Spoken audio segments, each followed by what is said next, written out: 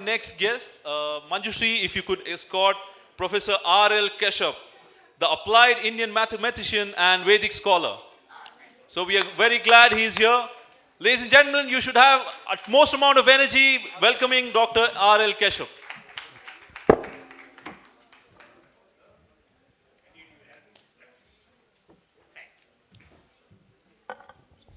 Thank you, Doctor. We are honored that you're here. Ladies and gentlemen, that is Rangasamy Lakshmi Narayan Kashyap. He is an Indian applied mathematician and a professor emeritus of electrical engineering and computer engineering at Purdue University, Indiana, Bangalore, and also he has been awarded a PhD from Harvard University. He has also authored translations of all four Vedas, Rig Veda, Yajur Veda, Samved, and Atharva Ved, and also numerous books exploring and discussing the hidden meanings behind Vedic mantras and all the four Vedas. Ladies and gentlemen, a huge round of applause for Professor R.L. Kashyap. We are really honored that you're here, sir. Next, I would like to call upon stage Sri Sheshadri Ramaswamy, CEO at Mentorcraft Management Solution. I think Sri Sheshadri Ramaswamy would be joining us shortly. I would also like to invite Professor B.P. Veerabhadrappa, the Vice Chancellor of Coimbatore University. And also, I'd like to invite on stage His Excellency Mohammad Sejnik, the Ambassador to Bosnia and Herzegovina. Please take your seats.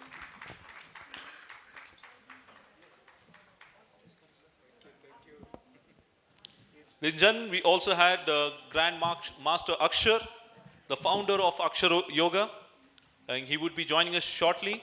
I would request Dr. Srinivas Varakedi to moderate the session and get started with, sir. Thank you very much, ladies and gentlemen. Please enjoy the session. I'll get back to you with the gala night post that.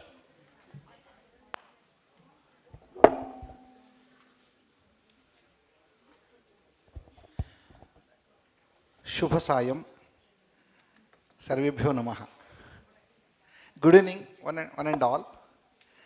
Good evening. Yes, thank you very much. Yes, let's welcome. Let's welcome all the dignitaries on the dais on behalf of World Forum of Education.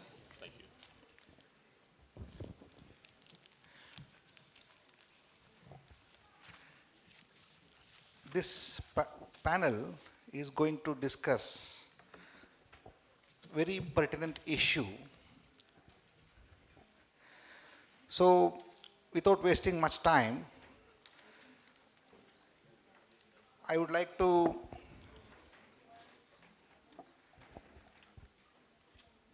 set the agenda for the discussion, and we have very eminent great speakers on the dais.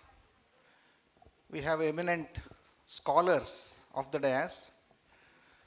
This panel will have around 1 hour plus 15 minutes. So there are 4 speakers. This session will be an interactive session.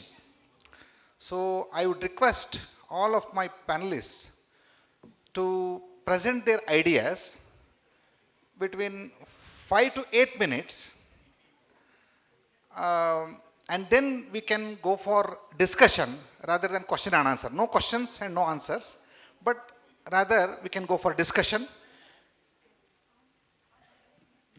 Since today morning, we are hearing words like innovation, creativity, and reforms, actions. All these words, I found one synonym. That synonym is Shri Bharatlal Gupta ji, Bharatlal Meena ji. So I have found all these in his activities. Thank you very much, sir, for creating this forum for discussing the issues around the education system. So initially I would like to uh, introduce the theme of this session. Yes. Global engagement of culture and heritage studies. So here, so when we understand the terms like culture, we should also we should also use the terms from Bharat also. So we use Sanskriti, the term Sanskriti. So what does it mean? Today, when we discuss about culture, it is simply, what does it mean? It is the way of life of groups of people who have some specific belief sets, some specific behavior, the way they think, the way they believe, the way they do the things, and their interests in arts and values. So, the congregation of all these virtues will be called culture. So, I have a few questions. Yes, welcome.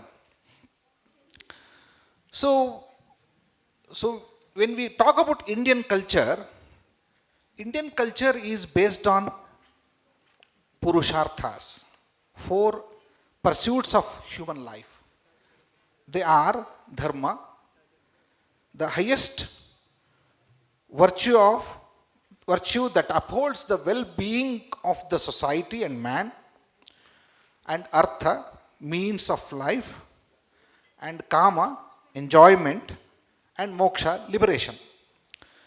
The entire human life is based on, these are the pillars of the life, these are the means, and these are the meanings of life. So, the entire Indian culture focuses on these 4 ideas. So, when we talk about, see, there are 2 terms are used here. One is culture. Culture always is a living entity. It is not dead. If you say culture, Dr. Varkedi, I'm so sorry to interrupt your speech, sir. It was wonderful. I would like to take a small moment to introduce the panelists who has joined us. Ladies and gentlemen, you could do it later also. What is there? What is the point? I think he will wait for your welcome. Okay. I think better you wait 2 minutes. I'll end up. Okay. You can introduce him. Okay. Thank you. So when you use the term culture is a living entity. It is in a horizontal line. So culture cannot be considered to be dead. If it is dead, it is not a culture. When you talk about heritage is a traditional, it is a vertical line. So today we are discussing about a vertical line, that is heritage, and a horizontal line, that is culture. When what we are experiencing today is multiculturalism. Today we are living in a world where many different cultures are submerged. We cannot say we are living in one particular culture. Though I practice, though I believe, though I behave in a particular way because of my background of my particular culture, but I cannot say that I live this culture, because we are experiencing in a multiculturalism scenario. The culture that absorbs the values, beliefs, tastes, and virtues of many different cultures in the modern context. So we can experience that sort of multiculturalism.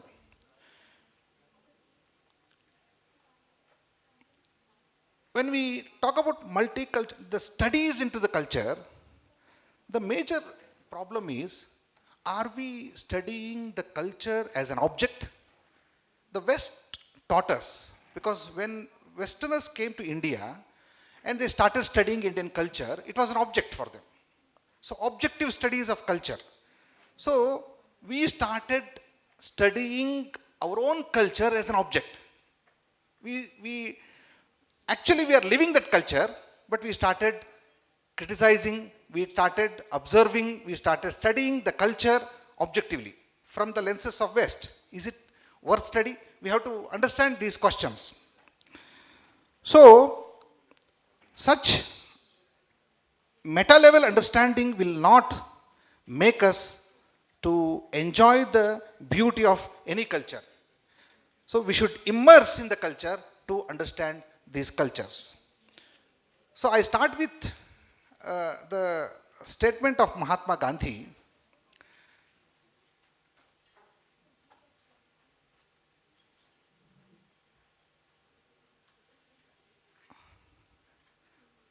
Mahatma Gandhi says, I do not want my house to be walled in on all sides and my windows to be stuffed. I want the cultures of all lands to be blown about my house as free as possible. But I refuse. But I refuse to be blown off my feet by any. I refuse to live in other people's houses as an interloper, a beggar, or a slave. This is very important statement made by Mahatma Gandhi. So with these words, I would like to invite my panelists to share their experiences uh, on these ideas. I have already placed few questions to them. I supplied those questions to them. I think they have contemplated upon those questions. They will come up with their own experiences. Today we have a great scholar of Vedic scholar and um, professor of computer science, Professor R.L. Kashyap. I request him to speak as benedictory words for this session. Sir, I would like to listen to you in the beginning, so later we will go on discussion.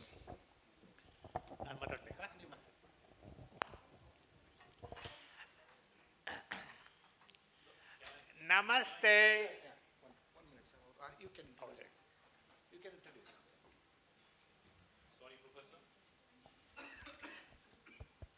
Thank you. It's a taboo to pause a speech of such a dignified person. I'm so sorry, but I think it also requires introduction to other panelists who's there on the stage. That is Grand Master Akshar, the founder of Akshar Yoga. He is a philanthropist, a spiritual master, a lifestyle coach, a yogapreneur. That's the first time I'm hearing that. And author of many great books. Hailing from the Maha Himalayas, Grand Master Akshar is an internationally acclaimed spiritual yogic master and visionary.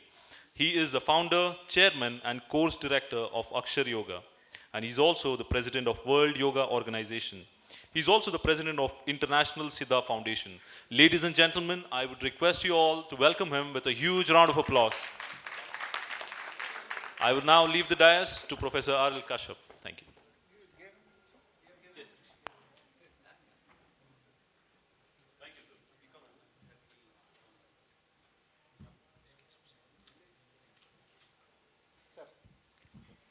Yeah. Namaste for all of you, distinguished persons here, especially to Bharat Lal Meena and Rupa Vasudevan, who took all the trouble to bring all of us here. The subject I'm dealing here is what you call as the global engagement of the traditional studies. When people speak of culture, they always think only of entertainment, the music, the dance, the painting, and other things. My argument here is culture develops and envelops all life. Today we are all fascinated with the word development today. That is this idea, everybody wants good roads, this, that, and that sort of thing. But people never ask the question that a different, there are 192 countries in this world today. Therefore, they are all different in some sense. And therefore, you ask a simple question. Hey, what is it that differentiates per country to country? A nation state is simply a geographical entity, but it is its culture that envelops, that empowers that country. I am very happy to be here because I was born in India, spent 25 years of my life, mostly education in India, 17 years, and then went to United States, stayed 35 years as a professor there, and came back 25 years ago. Therefore, I have in some sense, I have what you may call as a global view of the some parts of the world, not completely. So the question is, many of you may not disagree with me, but India has had a culture for about 6,000 years, for which I can give you dates for you, not casual and that sort of thing. For example, it was, even though many of you may not like the Bangalore today, therefore in India, earlier days, we had this city with excellent drainage systems, cleanliness and that sort of thing. That was only 4,000 years ago.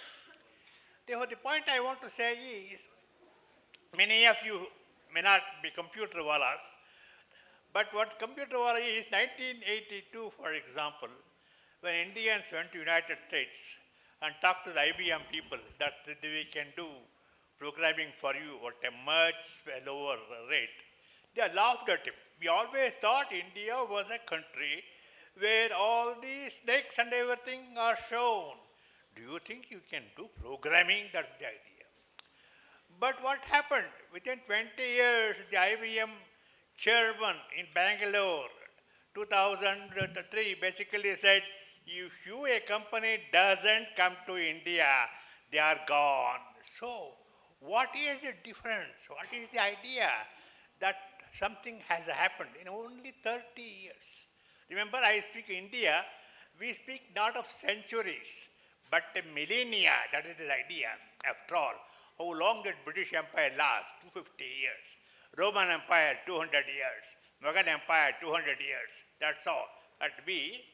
So we didn't want to build any empire. We didn't go outside of India, even though the biggest Hindu temple is in Cambodia. That is this idea. And if you go to Thailand, the architecture there is very interesting. It's not allowed in India itself, but there it is. So my argument is, first of all, I will take 5 minutes. I asked our Bharatlaal Meena, he said I could take a little bit more than 5 minutes, 25, 20 minutes. And basically he said, you see, first thing is, what is the important things of India? That is this question. All of you are familiar with the word W-O-R-L-D, the world. But nobody knows of its meaning. In India, in Sanskrit, it is known as Jagat. Jagat means there's a Ja is there, Gati is there. Gati is movement, Ja is born. This world is something which is born every minute. It is continuously changing. That is the whole idea.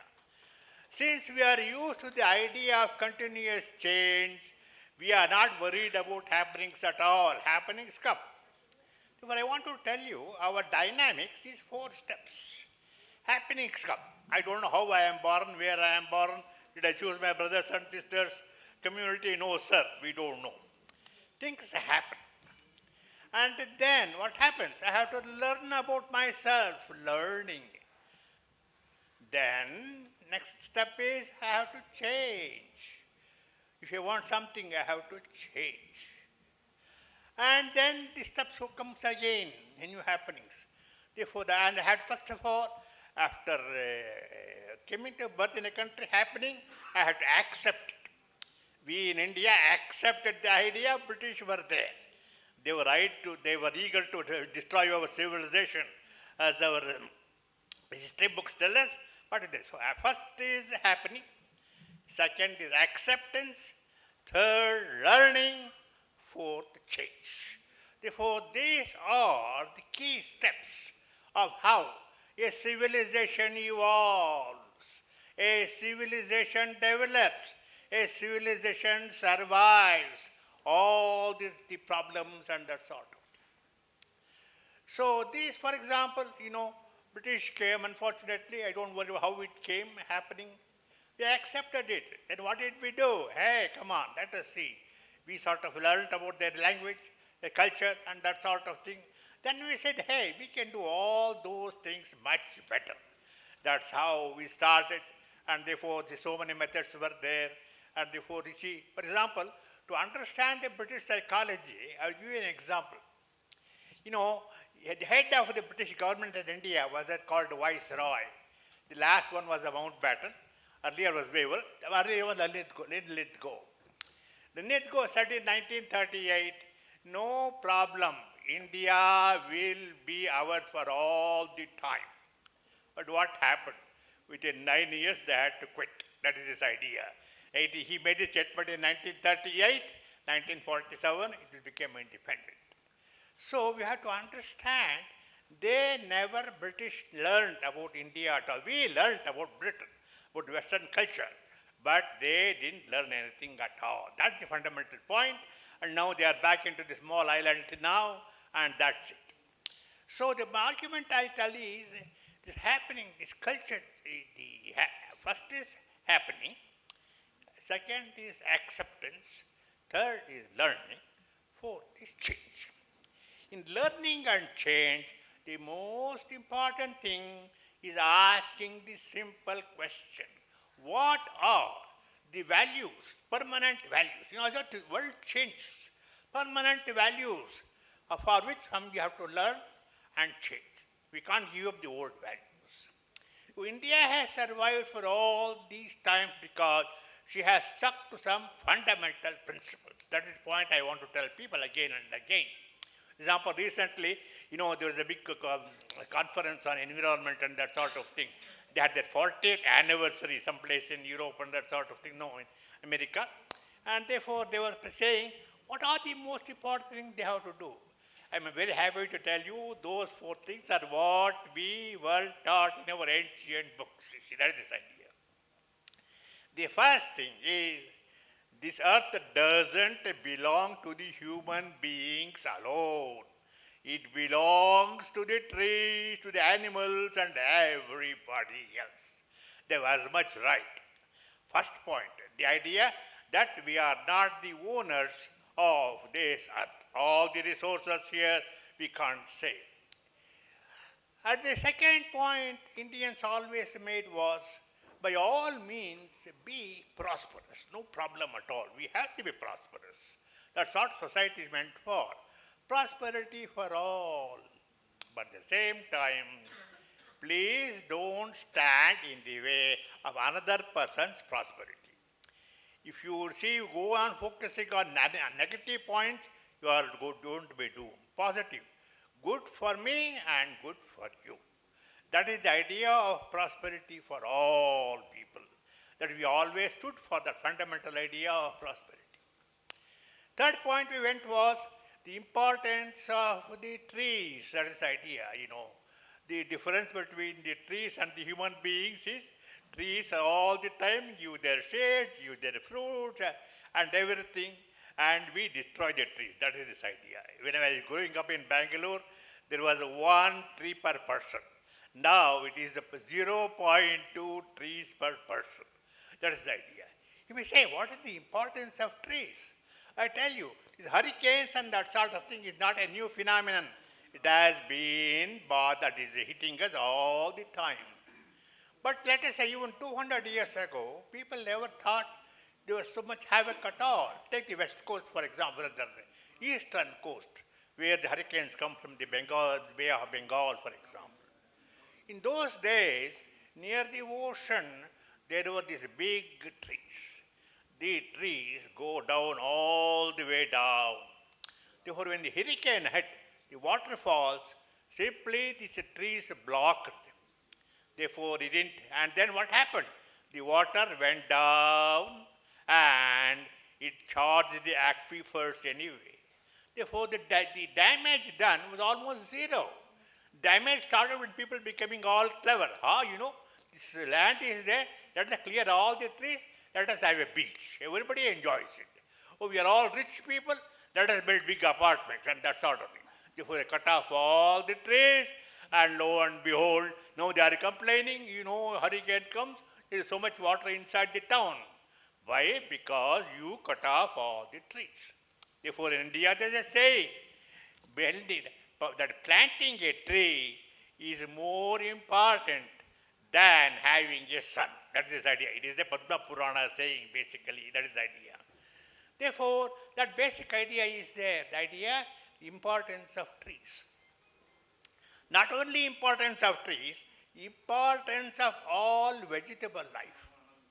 For example, one of my friends, if he passed away, Narayan Reddy, he was a very, very successful farmer, and with money, so many things. He was always saying, all of us, most people, especially in the western side, they think of a salad as some green stuff, and you swallow it. That is the idea of a salad. And you ask, what is a weed? Anything which we don't know is a weed. That's it. So what do? You kill the weed. That is the whole culture of the West. In our case, for example, we call most of the things are edible things.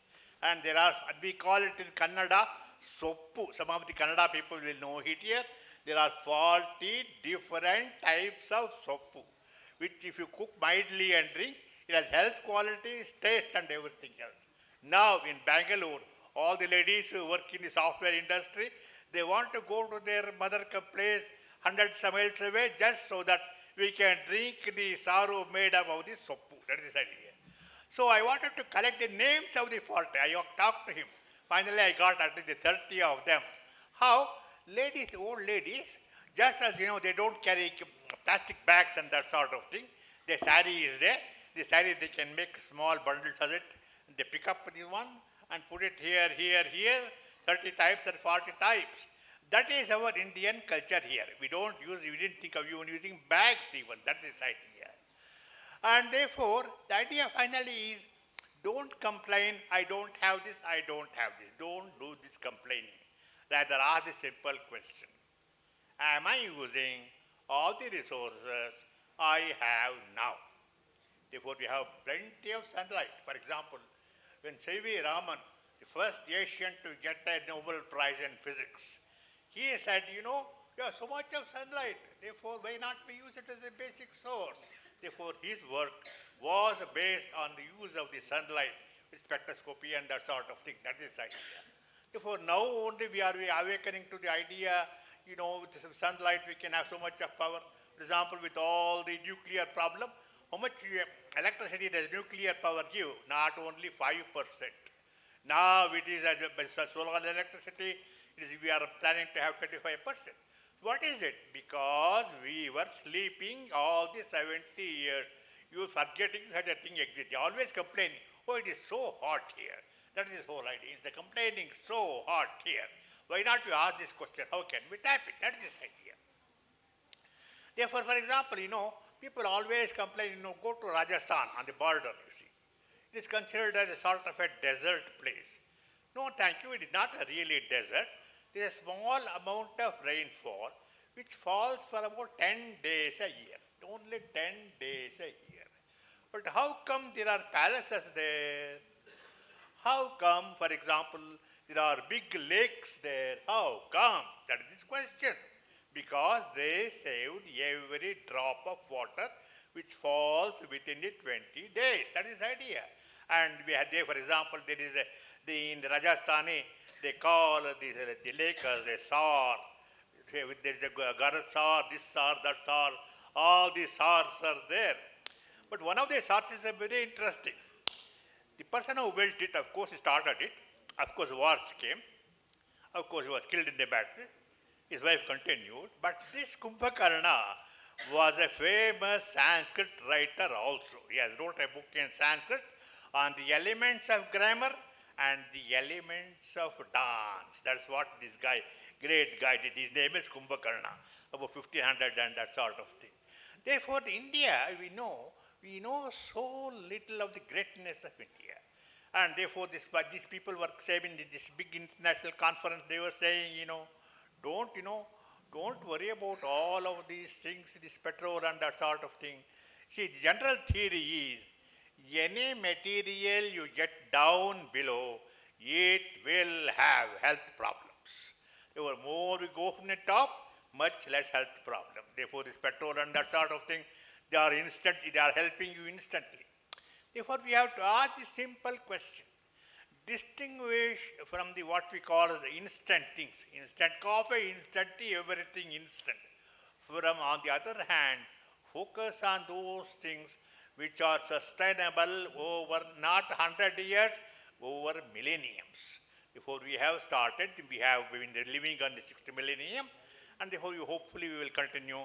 If we practice at least 4 of these, respect for all living forms, respect for all the nature use, wind kills, wind is there, electricity, solar is there, and make sure. And the question was always asked, India have 2 big words in English. Is what is called as knowledge. And people said, we are all backward. We should have literacy first. So what is more important? Is knowledge important or literacy important? My argument is everybody must have basic literacy. Counting 1 to 10 and counting the numbers and headlines and that sort of thing. Apart from this, as our person who originated our space program, Vikram Sarabhai, was saying, knowledge is much more important because we are an oral culture. Therefore, I don't know something. For example, I see a space probe or I will see something on the well. I ask a neighbor, hey, what is it? He will answer. Before Vikram Sarabhai was saying, every good thing with another person, it will be transmitted to 20 or 30 different persons. The idea, that is what is called as the oral culture. That is this idea. Therefore, as a matter of fact, in Kannada, we have a lady, Bhima Devi. And in northern Karnataka, she lived about 800 years ago. She is basically illiterate. She could not read anything. But she is the author of 20,000 poems. It came out of her mouth, and then local person said, hey, he sent somebody, wherever she opens her mouth, write it down. 20,000. Therefore, the idea of literacy is not so important as telling people what are the possibilities. That is the most, then once possibility is there, then we will think of something else and Sanskrit and that sort of thing. So my argument for all of us is this basic fundamental ideas of Hindu, that is Indian culture, respect for all forms of life, without envy, developing all things, and all forms of knowledge. Grammar is important, everything is important. For example, people now speak English as a universal language. But the point is, I will give you a simple example I used to teach when I was a professor in Purdue a long time ago. Ram gave Peter a telescope on the hill. Very simple. The legal question is, to whom does the telescope belong? Does it belong to the Peter or does it belong to the hill? Is the telescope mounted on the hill or the telescope hanging on the boat? Answer is no. So, English is not such a precise language as you think of. It's a commercial language, that's all. Like with cell phones, and that's commercial language. Therefore, in some sense, I tell people, you learn a little bit of Sanskrit. A busy man like Vikram Sarabhai, he could read Sanskrit of Kalidasa in original, not in the translation and that sort of thing. Therefore, in some sense, we can always find time to do all of those things, learn Sanskrit, learn the fundamentals of our civilization, learn in some sense, and those people finally said, the people don't understand if for example, by putting more fertilizers into the ground, you don't get more output. United States is always a good example. I was there for 35 years. The idea is, fertilizer use started in 1950. Let us suppose they used 100,000 pounds, let us say. In 1980, they used 1,000 times more. But the point was, the damage due to the pests became increased by 5%. It was 9% before, it was 13% earlier. What does it say? It says nature creates a new forms of pests so that it will defeat your purpose. Therefore, don't focus on the idea of, shall we say, destroying the pests. No. The answer is allow the pest to something else, as many people have said. Yesterday, Vijayawani, there was a poor idea. That guy was using electricity power and that sort of thing. No, behold, they went someplace else. Therefore, you think ideas of thinking of only killing and that sort of thing. Get away from that. I'm very happy that in last 5 years, I get more information out of my Kannada journals than I could get out of my English journals. So I'm very happy about that particular idea. And therefore, I'm all happy. Thank you for hearing to my talk. I have a little problem with my hearing. Therefore, I can't answer the oral questions. But if you can we send you your stuff by email, I'll be happy to answer you. Or you put your questions, and this person or somebody else here will say, no problem. I'm used to have, after all, a professor. Even today, that disease has not stopped. People write me questions, say, you said this, you said this, you said this. Therefore, I have to say, yes, I said this, I said this, I said this. And then I give you the explanations of what is the meaning of all the words. Therefore, I'm very happy I'm in here, this international audience. There is the distinguished ambassador from the set of Bosnia and other things. All the distinguished visitors are there. So I'm happy to be in the company of such distinguished people. And therefore, at least give them a little idea of the strength of the Indian culture.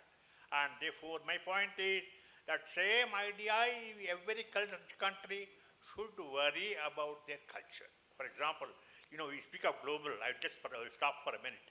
About 150 years ago, 1,000 years ago, two priests all the way came from China, Fa Hian and Huinet Song, and toured all over India to know more about Buddhism.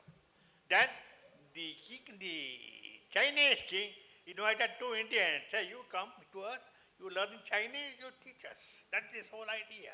Therefore, the idea was, as a matter of fact, people always ask this question, you speak of, the four Vedas is about something like 25,000 mantras. And therefore, Huinet Song had heard that statement. He says, that's an exaggeration. Who will remember all of them? Then he met a person who could recite all of them. You tell him a particular word, he will complete it. Then he said, no, these Indians are not exaggerating. Remember, it's not part of Jainism. It's not Buddhism. It's part of regular Hinduism. The four Vedas, 25,000 mantras. Then he said, no, such people do exist in India. Therefore, when I went to United States, my graduate students always asking the question, how did you develop your memory? For example, I would tell them, hey, go and read this paper. I didn't see it. Then I would give them page number from memory. 2031, then they will say, yes, sir, it was there. My usual question was, how did you develop your memory? I told them, I don't develop memory. Our culture means we go on reciting so many different litanies. I can memorize about 1,000 verses and that sort of thing. And just reciting this litany from the age of 3 or 4 has developed my memory, not by any special mechanism and sort of thing. And thank you all for listening to me. Thank you very much, sir. So this is Professor Kashyap is embodiment of Indian knowledge systems, and he is a living Indian culture. So you can go and experience. And I invite, if anybody is interested to see what is Indian culture, just go and spend some time with him in his ashram. Thank you very much. Yes, I think, yes, that's great. Asha. So now, may I request His Excellency Muhammad Changik, Ambassador for Bosnia and Herzegovina, to give his ideas on culture. Thank you very much. I have to talk again today. This is honor again, and I feel responsibility for introducing you to something related to culture and related to my country, Bosnia and Herzegovina, and try to find some links to India and, if possible, to the globe. So knowledge and culture belongs to the globe, to every one of us. History of Bosnia witnesses is witness of many civilizations that came to Bosnia, although Bosnia is not located on the globe map alongside famous communications. Somehow we witnessed indigenous culture of Illyric tribes. Then after that, Roman Empire. Before that, we had influence of Greece civilization. At that time, or sometime before, there was influence from Indo-Iranian civilization, if I may say. There are some monuments that are witnessing this. After Roman Empire, we were facing a wave of Slav tribes that came from Russian steppes. So legacy of them is our language, you know. Our language has Slavic roots.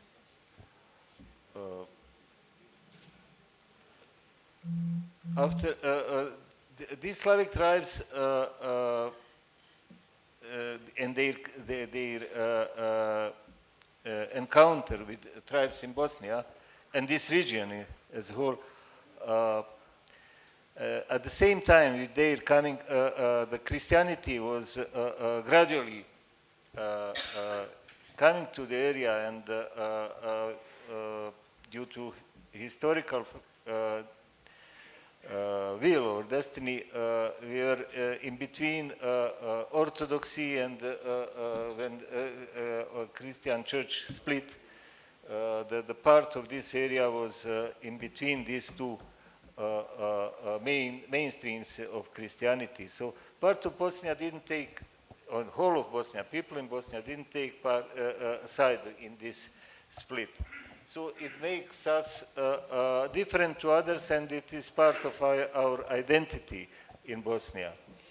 So after a couple of hundred of years, we were witnessing occurrence of Bosnian state and kingdom as a final phase.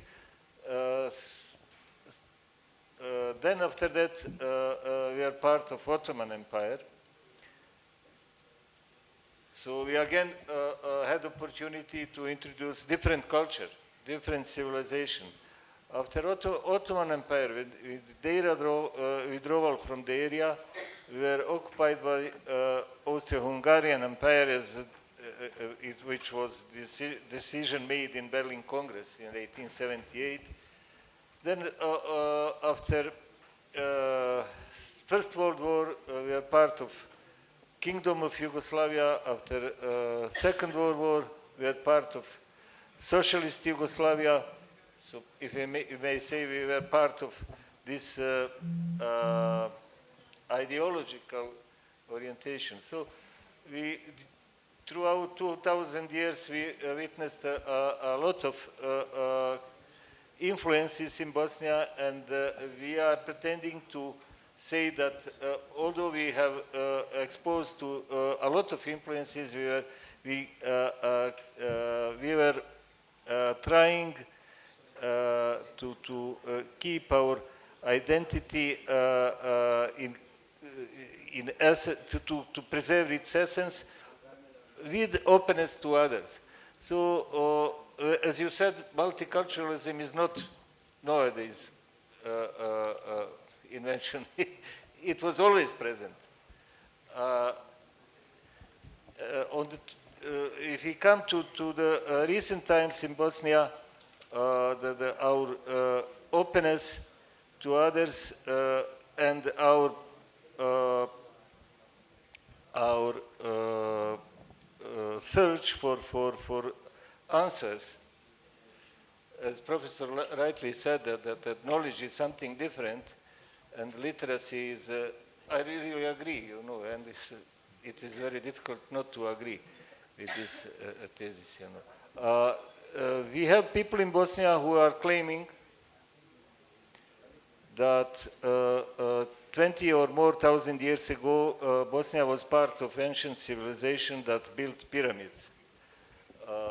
It is not scientifically proven, but the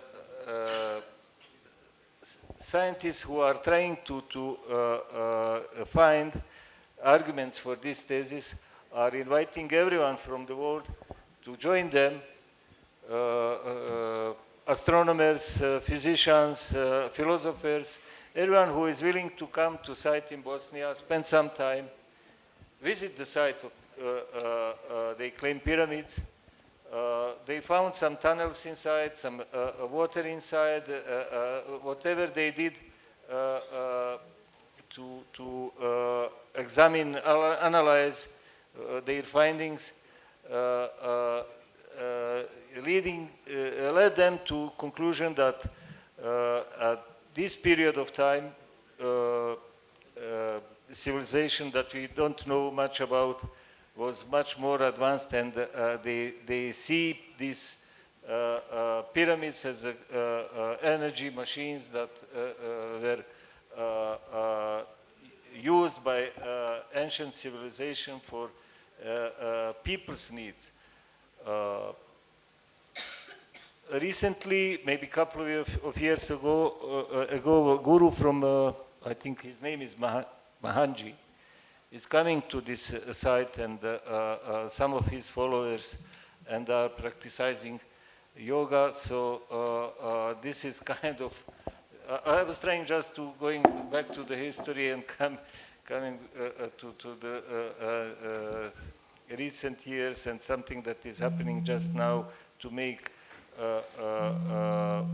conclusion that yes, heritage is vertical, but the culture is horizontal, and that's why we don't need, we shouldn't be afraid, I agree, that all technological progress is under reach. We shouldn't be afraid of it. Our internal communication is a key issue. Thank you very much. Thank you very much, sir. It is very nice observations from the history, learnings from the history and the current experience of culture in Bosnia. So nicely you have given an idea for us. May I now request Professor Veerabhadrappa, Vice Chancellor of Kuvempu University. Kuvempu University is a prestigious university located in central Karnataka, and it is one of the very cultural heritage place of Karnataka. He belongs to that region. Sir, I request you to present your ideas between 5 to 6 minutes so that we can invite some observation from audience. Asatoma Amrudangamaya Tamasoma Jyotirgamaya Mrityorma Amrudangamaya Om Shanti Shanti Shanti. Mr. Chairman, I feel extremely happy to address all of you on a very interesting theme: global engagement of culture and heritage studies. What India has traveled almost 5,000 years, and what an amount of learning and what an amount of experience that India had in the context of its religion, philosophy, yoga, Vedas, Upanishads, maybe in the context of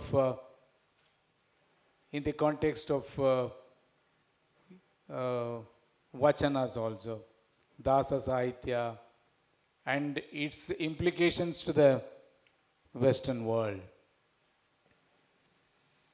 Well, India has been able to have its own traditions, which has been an example to many Western countries. Its social practices, its social culture, social practices, philosophical issues, maybe from Vedanta, Sankhya, Yoga, Nyaya, Vaisheshika, as to what are the aspects that you really understand in the Rig Veda, Yajurveda, Samaveda, Atharvana Veda. Well, in that context, we have some fundamental forces that have actually happened after the 15th, 16th, 17th, and 18th, and 19th, 20th centuries.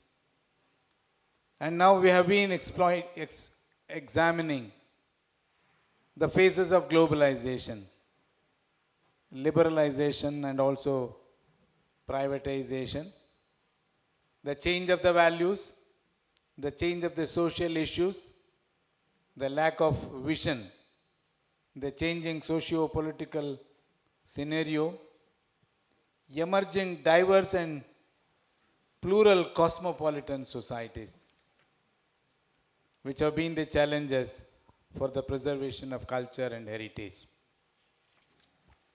I would focus only on 2-3 issues as to what is our Indian culture, as to what is our Indian history, and as to how is it that it has been interdisciplinary, it has been more complex and more global in character, with the dual practices and the purposes of scientific dissemination of knowledge about our culture and also heritage. I want to talk about on 2 issues of the stages of cultural nationalization and cultural globalization that has the influence of heterogeneous modern societies, and as to what has actually happened to the very crisis of the culture, whether we are Western or whether we are Eastern, as to how is it that we have been able to have the Indian culture that has been practiced either in the Gupta period or in the Mauryan period or in Mughal period or in different dynasties that who ruled India in 15th, 16th, 17th, 18th, 19th century, in the pre-independent India and the post-independent India. Well, there has been one interesting question that has been the extinction of our culture. That has been more talked about. Maybe if you permit me, Dr. Kasturi Rangan's most important document that has been placed in the new education policy 2019, where he talks about Takshashila, where he talks about the earlier system of education, Nalanda and Takshashila, where people used to come and people used to make a thorough study, and as to what has actually happened in the context of taking all the educational institutions into one umbrella. I think that has been more horrifying part of the story, that have been able to find that Indian culture, Indian civilization has been able to have a part of extinction. Whether it is a story of extinction or is it a story of modernization? Well, there are certain issues that are being talked about as to what has been evolved over a period of time, as what Professor Kashyap was talking about thousands of years ago, as to how is it that we have been emulating certain issues that are very much before us in the Indian culture, in the Western culture, in the Indian heritage and the Western heritage, that have been able to attack the many disciplines, the many forces that are within and outside, the strong roots of the Indian culture did not allow to be uprooted. Lastly, I want to submit humbly to have an interesting introspection to be based on global engagement, where the local communities should be involved for the awareness and the participation and effectively about conservation of our own culture, with a vision and a mission to pass on to our successive generations. Maybe that is what is the local aspects, maybe Janapada, or maybe the basic issues that we are able to have, and as to how this, how the extinction of not only the human beings, maybe on certain issues of environmental hazards, what Professor Kashyap was talking about, and as to how the social media, the governmental and non-governmental organizations, and what economists, sociologists, philosophers, historians, researchers, who all talk about, and as to what has been the more concern that has been very much on the stakeholders to come together to exchange their views and reviews to carry out more effective and result-oriented, focused studies in culture and heritage involving all communities, societies, and nations around the world. I thank you very much for having given me the opportunity. I thank the organizers, Rupa Madam, and also our Meena, Bharatal Meena ji, for giving me this opportunity. I profusely thank you all very much from the depth of my heart. Thank you very much. Thank you very much, sir. Without much comment on his ideas, which was very clearly presented, now I request Shri Krishnadevaraya, heir of great Vijayanagara Empire. Yes, you can use the dais. So to present his ideas. Sir, if you give if you save some time, we can discuss with them. Namaskar. A very good evening to all of you.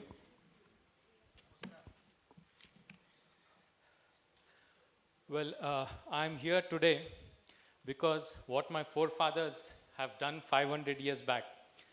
Here on the panel and here, most of you are very distinguished people in your respective field, but I haven't done anything.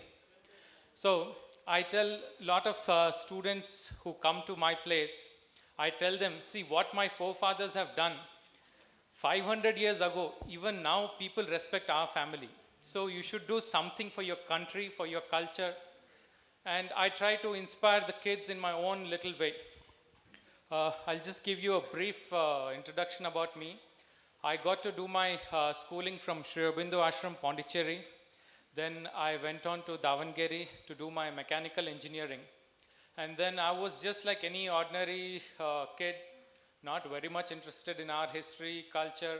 My father would always talk about our culture, to revive our place, the house that we had in Anegundi. He always wanted to redo it. But of course, he never got to do. And later on in 2002, I got to go to US. I was there for about 6.5 years. So when I went to America, I used to observe a lot. I would see, though America did not have a history of 500 years, whatever little they had preserved it, they had documented it properly, which that's something which stuck to me. I said, I can go back 500 years, why shouldn't I do something when I come back to India? So in 2008, I got a chance to, like 2008, actually my father passed away, so that's when I returned back. So after coming back, it took me almost 2 years to find a good architect. I got a friend of mine in Pondicherry. He helped me. And finally in 2011, I started the restoration of my house, which is more than 200 years old. We've been living there. And I thought that probably a year or 2 years is max, I'll complete the project. I didn't know what I was getting into. And it took me almost 5 years to restore it back. And I was very particular that I had to do it the traditional way. No cement, no RCC. It had to be wood, lime mortar, and all. So if you decide to come to Hampi, please do come, visit me. I'll show you what little I have done. I usually, when the school kids come there, I, even though they don't take permission or anything, if I see them in Anagundi, I call them in, and then I try to tell them about our culture, about our history. And few of them get inspired. You can see it on their faces. I feel even one or two gets inspired, I think I've done my bit. And every country has its culture, and we should be proud of it. We should not, like I feel, everybody has differences. We should all be proud of it, and we should preserve what we have. So the need of the hour is history, a sense of our past, our heritage, and our culture. We need to look at our country through our own eyes.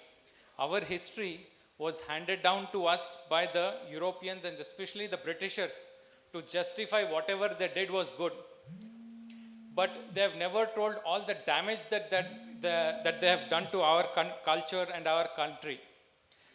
Unless we wake up now and work for the revival of our culture, it will be lost totally. The past has to be brought back for the sake of the future. Remember, India must be protected not just from its boundaries, but for its culture, the loss of which will be a loss to the entire humanity. It is the individual's responsibility to understand the glory of our heritage and practice our culture. Every citizen should realize that his well-being is linked to the welfare of his country. It is therefore his duty to lead his life responsibly and pray for the country.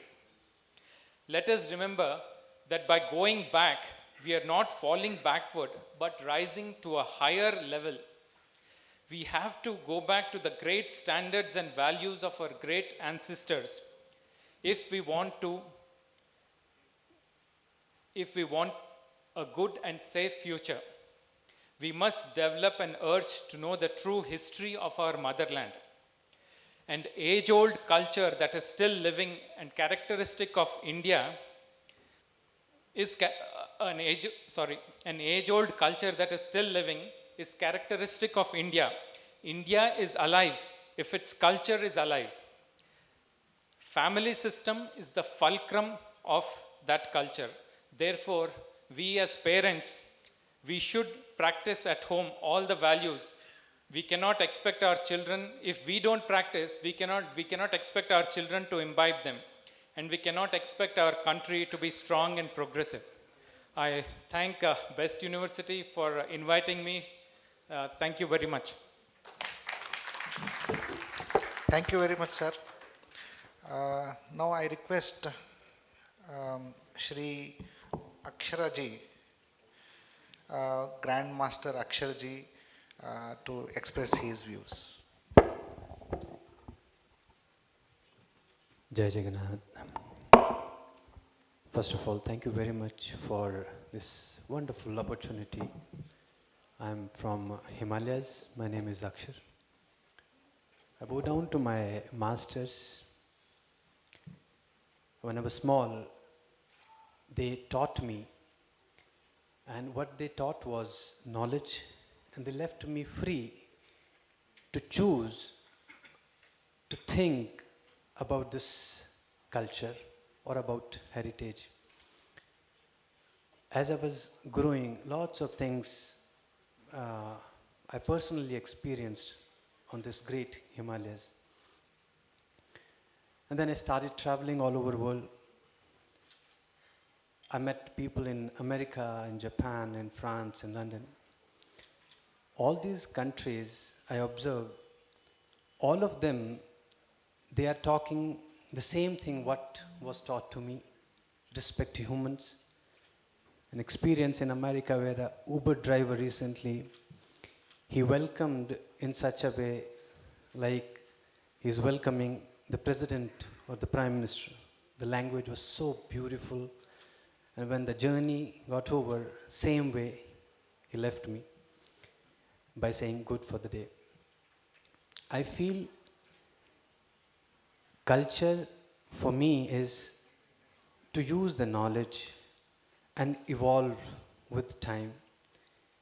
What I heard from Professor and our Krishna Devaraji, there is possibility of innovation when you're talking about Jagat, something which is changing continuously.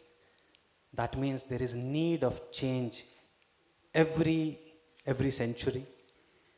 And that's why I think we experience new God every century. And for us, it's very fascinating, very surprising how we have the opportunity to do something like, how Hampi is established, the way how that whole energy is. And that's what I do. Whenever I get chance, I try to bring these powerful spirits from all over the world. They come, they travel to the mountains. And when you talk about Vedas, you talk about Puranas, the culture of India, they get opportunity to see the caves of these divine masters, let it be Mahayogi Markandeji or Agastya Rishi, Bhrugumuni. By entering these caves, what I observed, so I'm talking about the individual heads, those who are willing to do something more apart from what they are receiving. I think that's beautiful, the way how I heard Krishna Devaraji, that I received and I'm so happy to do more. So they have what is given to them by this world and they want to do more. And that's the beauty of our culture, I say, from this beautiful country, Bharat, India, that you have freedom to choose what you want to do. So mountains, there is a very powerful deity which is worshipped there called Lord Shiva. And when they climb on the mountain, many times people, they say that I'm not a good spirit, I have many bad thoughts in my mind, and I think I'm a negative spirit. Our master used to say that keep climbing, keep moving, because the mountain belongs to good, bad, both. That's why the place is also known as, or this divine energy is also known as Bhutanath. So that's the beauty. I feel it gives you the freedom, it relaxes your mind to evolve. A group was practicing their meditation on Spiti Valley, somewhere 14,000 above sea level. A beautiful lake is there, Chandratal Lake. Whenever you get time, opportunity, please visit this mesmerizing place. I feel it's kind of heaven there. So they were meditating, and I would like to share their experience, what they did. After meditation, each one of them, they said that the confusion about the trouble of this world is getting clear, and the confusion of God is getting clear. So that became a good discussion. So we asked that, why you say this? What is your thought and what is your reason behind this point? They said, we observed when we are meditating by seeing the sky, we used our studies, our education, where it says that earth is moving, rotating, revolving with sun, moon is doing to the earth, and this whole solar system is moving. The galaxy is moving, but where this galaxy is going, nobody knows. So this is something which helps, I think, which helps the mind, that it's moving and it's going somewhere, and where it is going, the big minds like, let it be Stephen Hawking or, the current recent our scientists, all are studying and trying to find out. When we are in the situation where we don't know what actually it is, we must accept it. And that gives us more freedom to keep evolving. But in that, I would like to keep my thought, what I share with our students, that it's your freedom, like how United States, they enjoy Statue of Liberty. But in this innovation, in this growth, we must have this statue of responsibility. So if both are there, I feel each individual is free to choose, to decide and evolve on this beautiful conscious of culture. And when it comes on heritage, I think Karnataka is such a beautiful state, having lots of, so many places are there which shows how things are taken care. And we always inspire our people to take care of their heritage, taking care of house of 200 year. I can imagine, it's such a beautiful feeling, experiencing that whole place, and it's really amazing for me. So from my side, I'm very honored to be here, and I would like to invite all of you to Himalayas to come there, have this beautiful snowfall and the practices on Divine Mountains.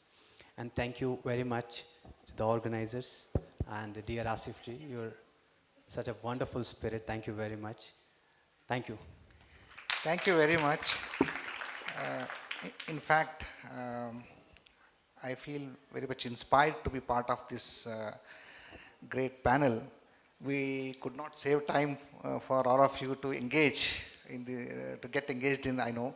Therefore, as a concluding remarks from my side, in this panel we had great people, like one is Sadhaka and another one is representative of great heritage, and academic administrators and bureaucrats and a person of all sorts.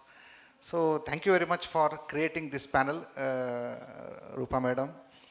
Now concluding remark is, I began with the term multiculturalism. This term suggests that we have cultural pluralism. We are living in a world where pluralism is accepted. But we should note, our ancient seers always thought, ekam sad vipra bhudha vadanti. The only one truth has manifested into many. Therefore, it is not many, and many is not going to become one, but one has manifested as many, and it remains always one. Therefore, with one word I end. This is not cultural pluralism, but this is cultural multifaceted oneness. We should understand that this is culturally multifaceted oneness rather than pluralism. With these words, I quote Vasudhaiva Kutumbakam. Our entire plural world belongs to one idea, one family. Thank you very much. Thank you very much, you respected speakers. Those were really pearls of wisdom. We really learned a lot about our culture. And one thing to take back from this session is planting the trees is better than having a sun. Right? Let's all take an oath that we will all plant a sapling in the name of, our culture and our pluralism.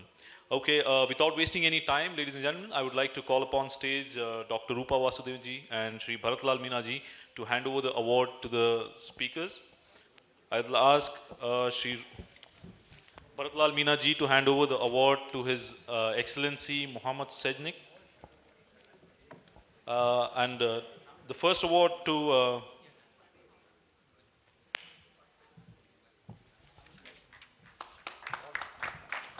ask Dr. Rupa Vasudevan ji to hand over the award to Professor R.L. Kashyap.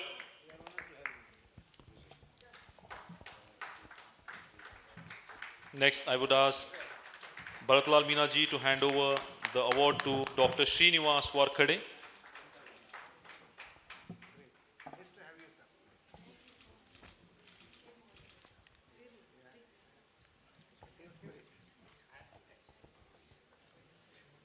The next award to be handed over to Dr. Srinivas Warkhade.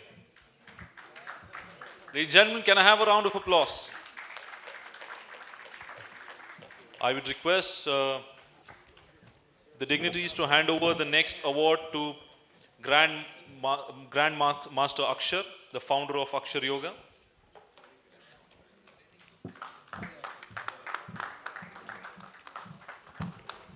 I would request Sri Bharatlal Meena ji to hand over the award to Sri Krishna Deva Raya, the scion of Vijayanagar Empire. You can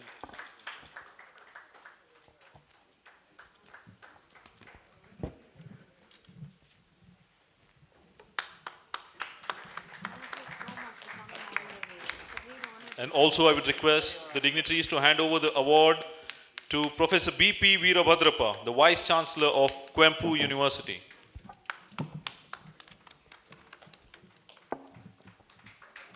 Ladies and gentlemen, a huge round of applause for those wonderful words of wisdom. I'm sure we have a wonderful session lineup now.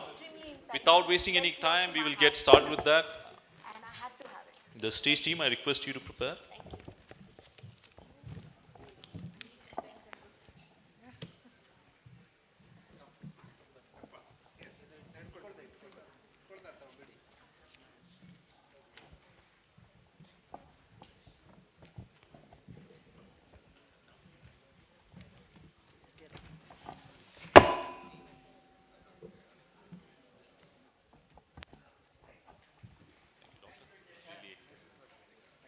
Thank you, sir. Thank you, sir. Thank you, Excellency.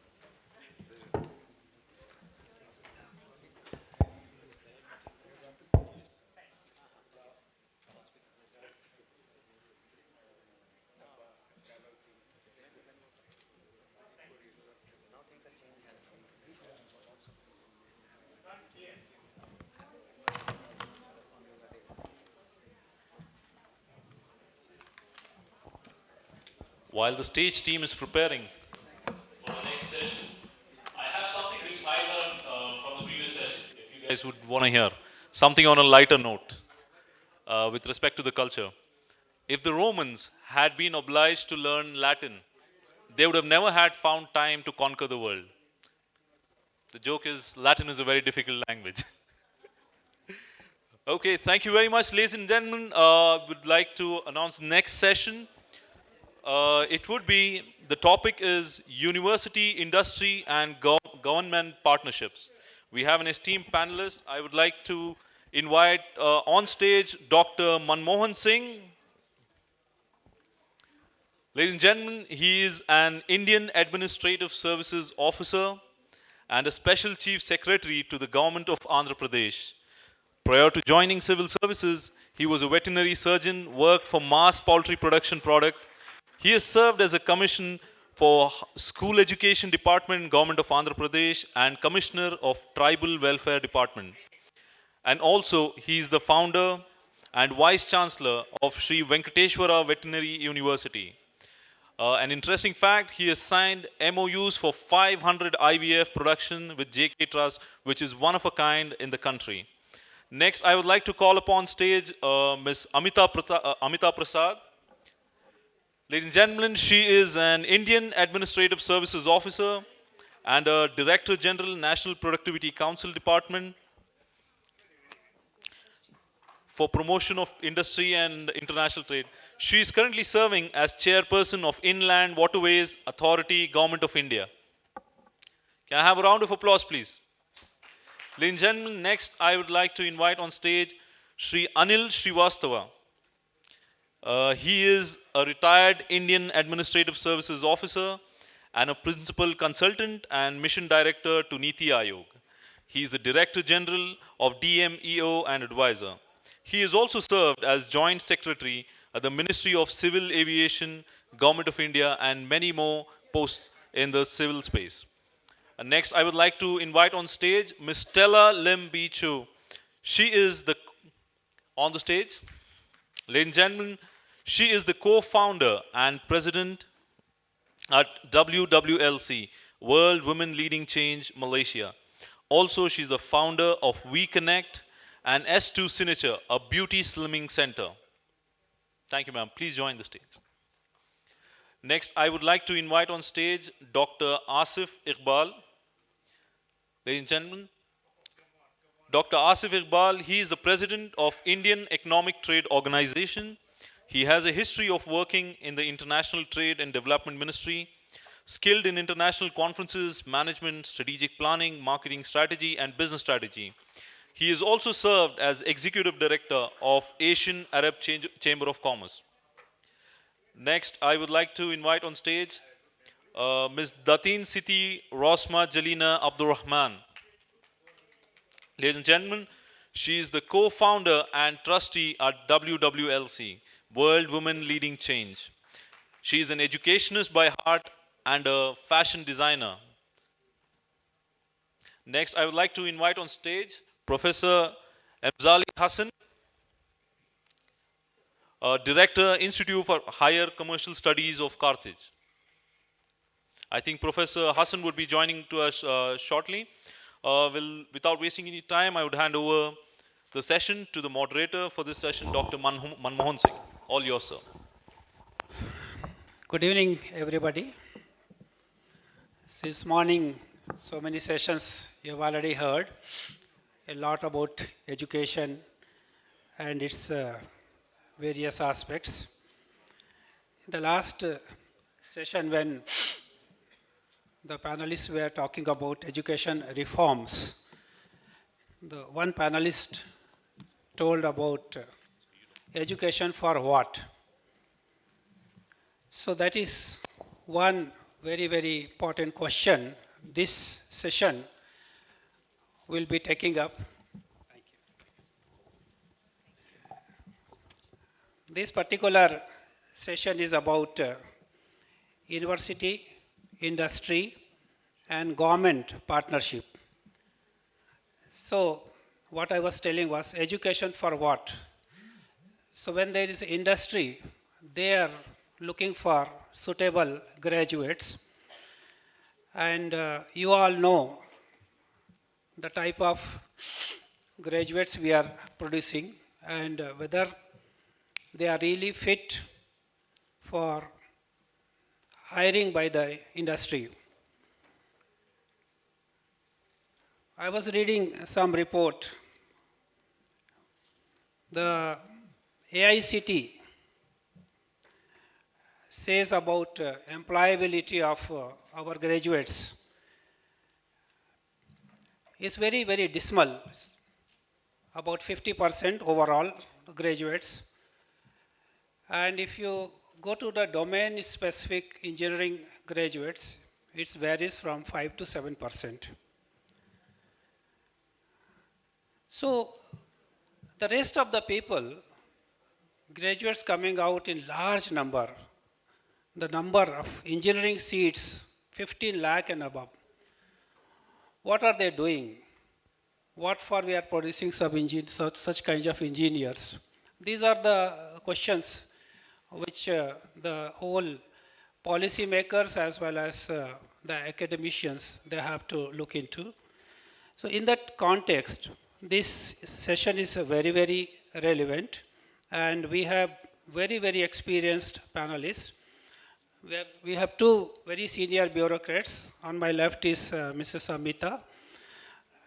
She is chairperson of the Inland Waterways Authority of India. Very long career in administration. Similarly, on my right is Mr. Anil Srivastav. He also has almost 35 years in IAS, and presently he is working with Niti Aayog. That's a planning and guiding body for the whole country. We'd like to hear from him what kind of role Niti Aayog is visualizing for this kind of scenario. So we have also other very important panelists, Ms. Stella and Sri Aniket Kale, Ms. Dr. Asif Iqbal, and Professor Mazali Hassan, and Datin Siti Rosma Jalina Abdul Rahman. I would request now all of them to be very specific, very brief. Maybe they can speak 5 to 7 minutes. And after that, at the end, we'll have a question and answer session from the audience. To guide this session, 4 or 5 questions I will read. After that, it is left to the panelists. They can, with their experience, they can interact. What kind of mechanism to promote effective industry, university, and government partnership we should have. This is one issue which panelists can suggest. And what kind of informal learning platforms we can have for self-directed learning or learning from experiences. Then identification of prevailing problems by the academia with the industry for deriving at solutions. Arriving at a strategy by the policymakers and industry leaders to work together and also discuss some of the best practices from different parts of the world. And also to identify avenues to create innovation and especially in smaller district places where there are large number of colleges but there are no industry around it. How do this synergy be forged in such kind of scenario? And a specific question to Mr. Anil Srivastava will be about the role of Niti Aayog. So I will now request Amita Prasad to kindly start the discussion and give her experiences and views. Good evening, all of you in the hall, on the dais, and thank you, Dr. Manmohan Singh, for introducing all of us and also the subject. We are all here to look at what can be done along with government, along with industry, and what type of innovation and partnership can happen. I think when we look at what is happening in the country, there are all the policies and all the right policies are in place. We have an industrial policy, we have ease of doing business policy, we have also a skill development policy, and also we have how do we go from here to next. Honorable Prime Minister has already given a target of bringing a 5 trillion economy. And how will this happen? It cannot happen alone, or it cannot happen just like that. Dr. Singh has given some of the question like what type of partnership can be forged and how the atmosphere of innovation can happen. Let me talk about two areas specifically where things can happen. One is about Industry 4.0, which is about technology and it is about ease of doing things and interconnectivity of Internet of Things, and that should bring a lot of jobs and it should also bring industry and university in focus. The problem is that where the industry is there are people are not there. Let us look at it. Some of our industries are around maybe Bangalore, Pune, Chennai, Noida and some other places. So there is a concentration of industries into particular places. That is because of geography and history and legacy, all these things are combined. Some of the places which were good in earlier times, like look at Kanpur. It started very well, but it is nowhere now. So one thing is that there is a need to understand the competition and react to it. Second thing is that how does a university cater to it? When we look at the syllabus and when we look at what is being taught, there is a lot of, all the things which are being taught may not be related to what is the present requirement is there. The millennial which is in the universities now, they are looking for something more challenging. The last thing which I like to also say that there is a need for continuous improvement and also continuous training and upgradation of the faculty of the universities. I'm very glad that this type of workshops or innovation conclave has been done and with the varied subjects. Now what is required is networking of the organizations. We are looking at globe without boundaries and things can happen. So one thing which is being taught in Malaysia or for that matter in any other part of the world can be also made available to Indian students. Now what can be the suggestion? There has been a lot of talks. What can be done? My two prescription here, if I can prescribe, will be open to challenges. There is a lot of challenges are there, we need to be open.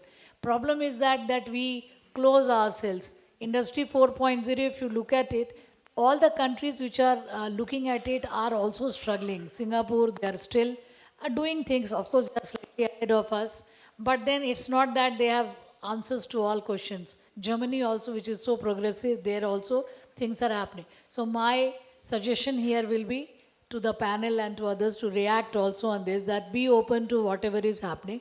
And second, that networking is important. When we network, lot of things are happening. There is no need to innovate a wheel. There are things which has happened that can be adapted in our country. And when we look at the things, situations, in our country, it is like having 30 countries in one country. So we cannot say one size fits all. So that is what is the challenge lying with everybody, that what is works with Arunachal Pradesh may not work for Karnataka, and what works here may not work for Madhya Pradesh. So there is need for innovation, and there is a need for working together. Once we work together, things can happen. My experience in capacity building, I have been in capacity building for government sector for long years, and what I have seen that people are not ready for change. There is a lot of reluctance for change, and that is not only for government, it is also for education, even the universities. Somebody asked me what has changed in 35 years you have been in service. I'm really telling you, things have changed, of course. There is much more social media, there is much more of connectivity, there is much more of, but the basic problems have not changed. We have not been able to bring lot of things to the foreground. And we have not to forget that 60% of our population is still rural. Their requirements is still different. So when we talk about capacity building and other things, my thing will be also look at the agriculture, which is our backbone, and how things can improve and happen. I'm sure that with networking, with looking at the challenges, and with looking at the local solution for global problems, things can improve. Thank you. Thank you very much for giving very important suggestions of networking. And also, you have touched upon agriculture sector. That's very, very important. And definitely, agri sector also needs equal weightage as about industry and all. Now I request Datin Siti Rasma Jalina Abdul Rahman to kindly give her views about her experiences. Thank you, Mr. Speaker. Namaste, Vanakkam. Canada is Namaskara. I hope I pronounce it correctly. So, most speakers on the wider foresight and innovation. I believe change starts with your own self first, rather than thinking in a bigger picture, because as I look at the audience, we have the younger generations at the back there. You have to start from the very basics before you have the imagination to have the wider scope of it. So, good evening to distinguished guests and fellow friends who shares the same objective, vision, mission, and passion. I am Datin Jalina Abdul Rahman. I am from Malaysia, as stated in the profile. I am a fashion designer. But before jumping into the fashion world, I am an academist majoring in English literature. Teaching experience for almost 20 years before I decided to follow my husband, which is in the diplomatic corps. Staying abroad in several countries enabled me to have exposure not only in geographical side of life, cultural, and the way of life. And being an educationist and being an academist is always in you, whereby you will always find ways and means to enhance your knowledge and always find opportunities to impart knowledge and expertise. I believe that no matter where you are and a nobody, if you put your mind and soul, you are able to make a change. With this drive, I seek for any opportunities wherever my tour of stays is that enables me to impart knowledge or expertise, whether in teaching or raising to fund schools and education. Throughout the experience, I've held fundraising events hosted by Embassy of Malaysia for children of Indonesia during my stay in Jakarta, and it was successful beyond than I can imagine. Sold out tables, that is about 10,000 US dollar per table, for 30 tables, and for 3 years continuously for 3 years. So built schools for children throughout Indonesia, throughout the organization in Indonesia. What I'm trying to say here is that being an educationist enable you to do more than just paper and chalk or laptops. And in schools, it is beyond that if you put your heart and soul. Turning my profession as designer is also a chapter of life and learning experience. And being in the board of trustees for WWLC Malaysia is another journey to visualize what the aims, objective, and mission. WWLC is a platform built on the basis not only to celebrate the successful ladies in the various fields, but also as a channel to inspire and functioning as a hub, networking set hub, which evolved on the premise of women empowerment as the heartbeat of its movement, that encourages and invites businesses, entrepreneurs to be at the forefront in leading the changes of various parts of life, especially in the field of business. Looking at women leading change, Indonesia and a few other sectors that mobilize women entrepreneurs from various industrial sectors, mooted the idea to build WWLC Malaysia that has the similar platform with the same objective, vision, and mission. Enable Malaysia to have the same facilities and advantage which accessible to global market in order to expand their business network internationally and creating vast new opportunities international market, and also to be able to share information, knowledge, expertise globally under the assistance of WWLC. So, women have the power to lead change, but potentially needs to be an effort continually. This platform is not mainly only for the horizons of business in building network internationally, but also to enable women to strengthen and empower other female entrepreneurs throughout global. So we are open our arms of WWLC to India for the first time today. This integration of WWLC derived from the observation of basic life, where the growth of a child are very much influenced by the role and condition of his and her mother. The ability of women to lead their families and able to have financial independence and able to mold a child and playing an important role in developing the success of their children. No one noticed how complicated it is and it comes naturally. Amazing what life built in a woman. Basic, simple process, but with a big impact to change and to build a successful person without thinking of the return, what will you receive? This formula is what WWLC is trying to portray and promote, becoming the cocoon and able to produce networking, creating opportunities, expanding their products, market, thus giving it back to the community, which in line with our panel of speakers today, whereby universities, government sectors, and private sectors work in hand towards the molding of the change. Connecting with various industrial sectors from a number of countries, including international work empowerment organizations or associations such as Women Leaders International, Network Willing, women entrepreneurs from various religious backgrounds are intentionally presented to be able to build a business network globally and open opportunities for market access globally, including to be able to share knowledge and expertise is the aim of WWLC. In Malaysia itself, there are still many women who are not given the opportunities and practically do not have access to better opportunities, informations, and educations. Lack of financial and mental support and the means to lead a better life is one of the reasons.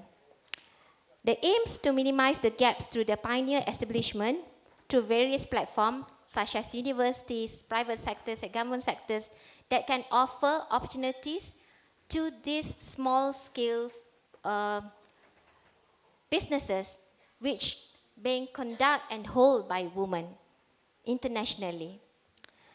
The World Women Leading Change will function as a tool and vessel in helping SMEs and other women in Malaysia throughout, globally, and forward by conducting routine meetings and continuous support with marketing through international media, help educate with affordable media-based education, customer relationship management, market personal branding by cooperating with world-class multinational companies from India, Indonesia, Vietnam, Dubai, UK, and Singapore, aims to assist the progress and develop their business through the provision of mobile application-based software to facilitate the management of CRM, customer relation management, while creating the best environment by developing strong relation between them, whereas the strong becomes the shoulder to other.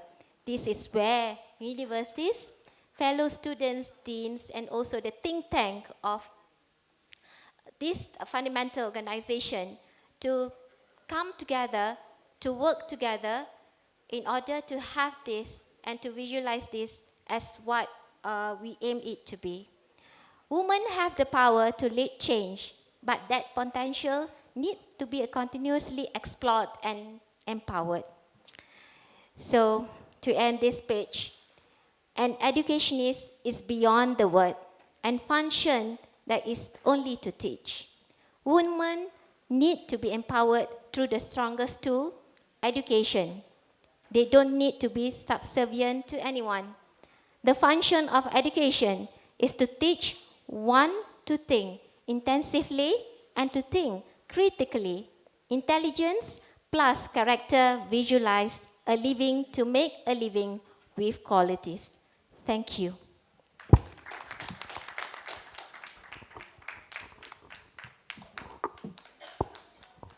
Thank you very much, Datin Siti Rosma Jalina Abdul Rahman. You have given very good exposure about the activities of WWLC. It's a very good learning forum for the entrepreneurs, and you are making them capable for global business, and especially for the women entrepreneurs. So really it can go as a best practice in the proceedings of the conclave. I request the organizers to kindly take the details. It will be shared for all of us, and we should learn from it. Thank you very much for it. Now, I request Ms. Stella Limbi Chu, again from WWLC Malaysia, to give her observations and experiences. Thank you. Excellency, distinguished guests, ladies and gentlemen, and not forget the organizers of this forum. Thank you so much for having me. Just want to take a little bit time of you to introduce myself. Actually, I come from a small family, a not so educated family, and also I myself is not that high educated. So sometimes I feel that's so amazing. And until now, this moment, I still feel that why I'm here. You know, it's like a dream, a little girls like me, to share and to let every one of you here to know me. Okay, today's topic, I wanted to tell something, to share something about the art of kindness. So why I have this thought, and this is informed by my late dad, and he is not educated, and he is only the man with so hardworking and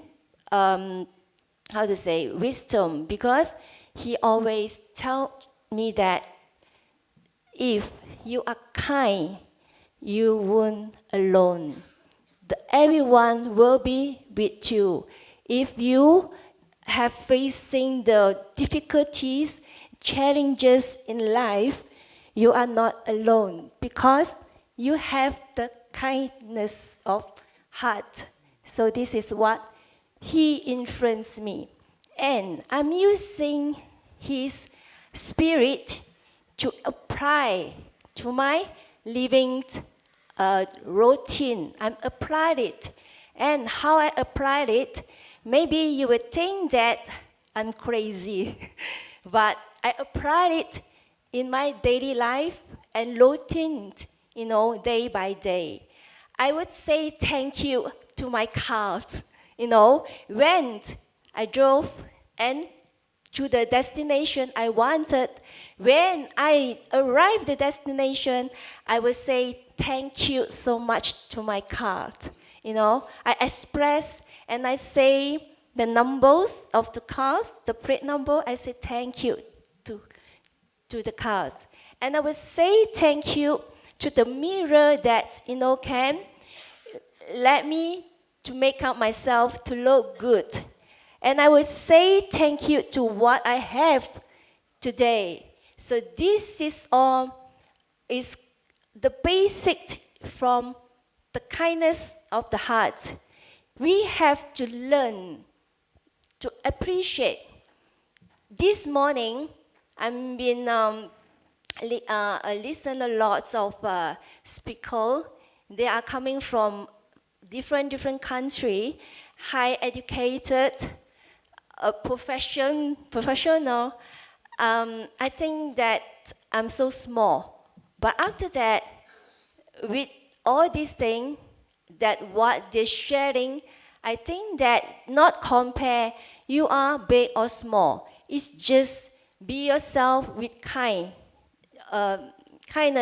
People will feel your, what you want to impress to everyone, what you want to share to them, even though my English is not so good because I'm from Chinese educated, but I take the challenge to overcome myself to use English for the whole speech. So what is all this come from? From my heart. I have a kind love, and I felt that, at this now I feel so blessed. The generation behind here, thank you so much, because just now when they come here to wanted to take a photo for me, and I told them my section is at 6:30. Thank you so much. You're here. Thank you. Give them a round of applause.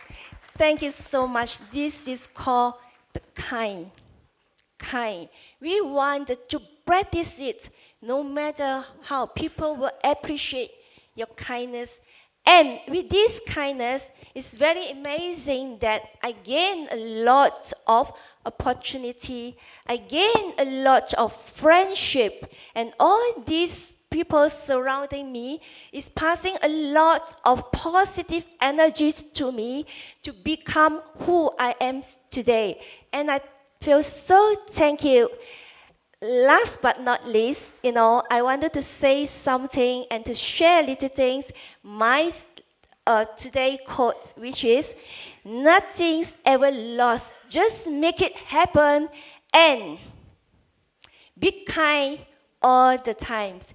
Thank you so much.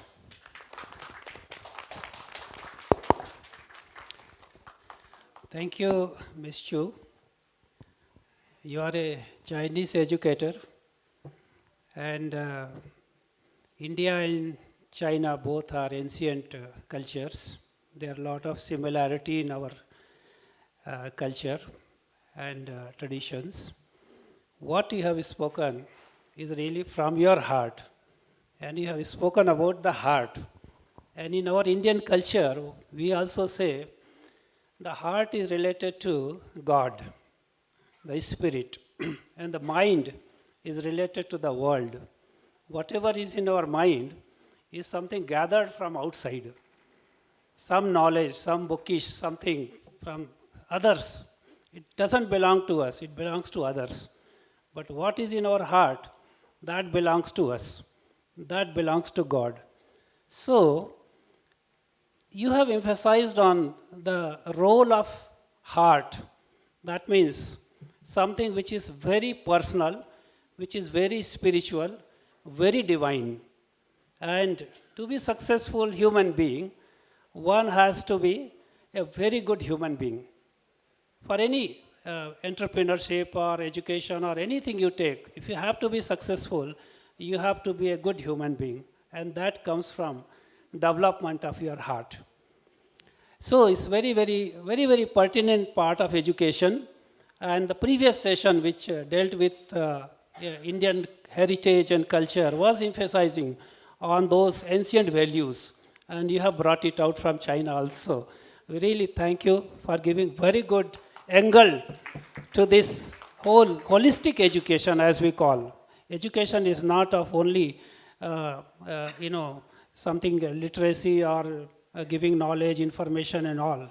It is also about holistic development of personality, which is physical, mental, emotional and spiritual. Thank you very much for bringing a new angle to the whole concept of education. Now I would request Dr. Asif Iqbal to give his experience and views on this industry, university and government partnership. Good evening, everybody. The topic that we are speaking today is something that has been discussed in the recent years by various governments, various policymakers, educators, parents, teachers. So we are used to the whole knowledge transfer process, right, as children. We remember we used to go to school because we could not get knowledge from anywhere but use the teacher through a book to gain knowledge. So that was the time when knowledge transfer was happening. But today we must understand that the whole concept of transfer of knowledge is changed. It is no more, we are not depending on the book anymore, we are not depending on the teacher anymore. Knowledge has become accessible today. Children are much more powerful than they used to be before. So in this age of disruption, to understand the relationship between academia, industry, and the government is very important, and that needs to be looked at from a very different perspective. The industry that we are talking about, as children, we used to do practicals and theory. So the practical part is what industry would do today, and the theoretical part is something that is just very superficial in nature. So what we would like to understand, and efforts that have been continuously made, are to create mechanisms by all these three entities to create some effective measures to connect these three entities. Now, if you look at the schools are only having the theoretical part and very little on the practical part. So therefore, what we have introduced to a few schools, private schools, is the STEM education, which is a science, technology, and engineering and mathematics. So with certain practical kits, which robotic kits and STEM kits that go into schools, and we have recommended to some other schools in the government in different parts of the world as well. That is something where children would get a practical knowledge of getting an effective knowledge. Therefore, this disruption that we see today, we have things, if you cannot do something, all you have to do is go to the YouTube and search for it and you know how to operate it. Go to the YouTube or any one of these online channels and understand how things work. So it is much more easy for us to understand today. So therefore, to create an ecosystem that can connect these three is very, very important.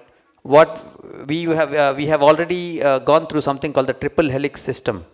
The triple helix mechanism comprises 40% of academic, 40% of industry, and 20% role from the government side. So since the universities are a fertile ground for industries to grow, the knowledge that can come from there with the students, with the right kind of support from the industry, in a very transparent and a very precise manner, can help the universities to grow. And at the same time, debates, dialogues, discussions, and conferences like these also contribute a lot to exchange this particular knowledge transfer. And we need to continuously thrive towards having these kind of dialogues and discussions. We act as a knowledge partner to many universities and colleges, and when we visit their institutions, we see the students don't interact. They are not used to interacting with anybody. They are just there, they pay their fees and sit in the college only to come, get a degree and go back. So that needs to change, and that has to come at a social level. The parents have to start imbibing this thought in children that it is not getting a degree. They need to really have skills that are needed today in this world.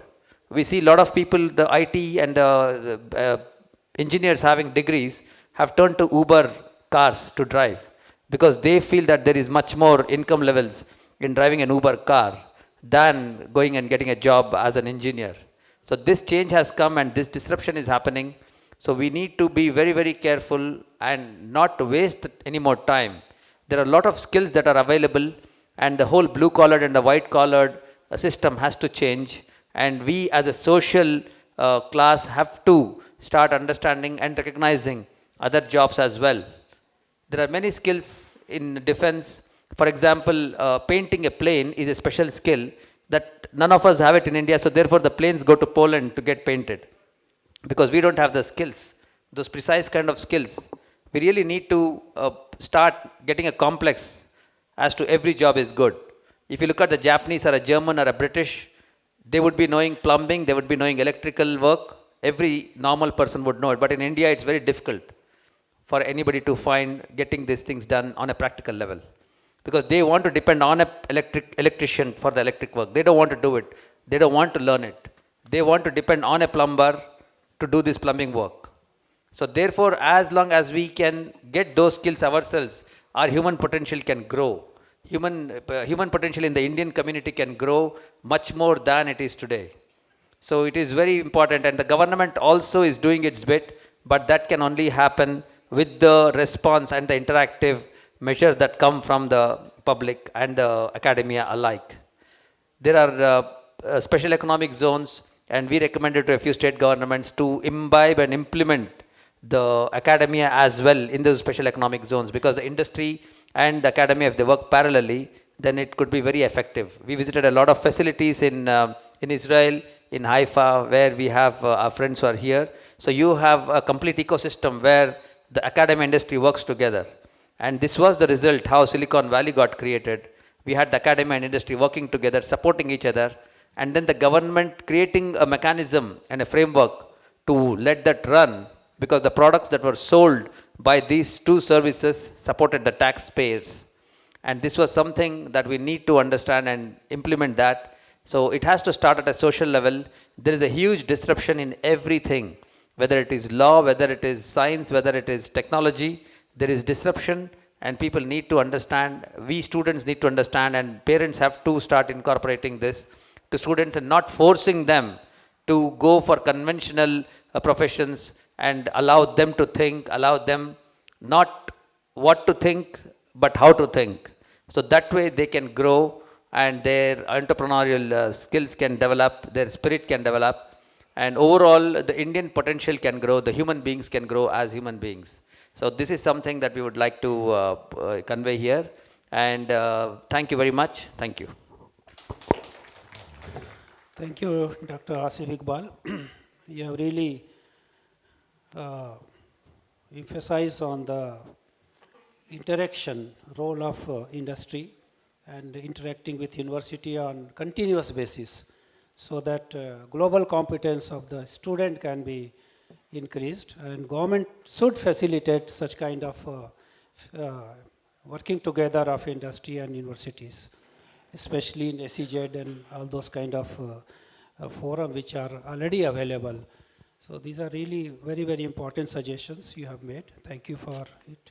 Now I would request our last panelist, and very important panelist. He is coming from Niti Aayog, which is apex planning body for the country, to share his experiences as well as the policies which the Niti Aayog must be thinking about tackling this very, very important issue that is important for the growth of industry as well as the growth of economy. As Mrs. Amita was telling, 5 trillion economy cannot happen just like that. There has to be very close working together of policy makers, universities, as well as industries. Anil.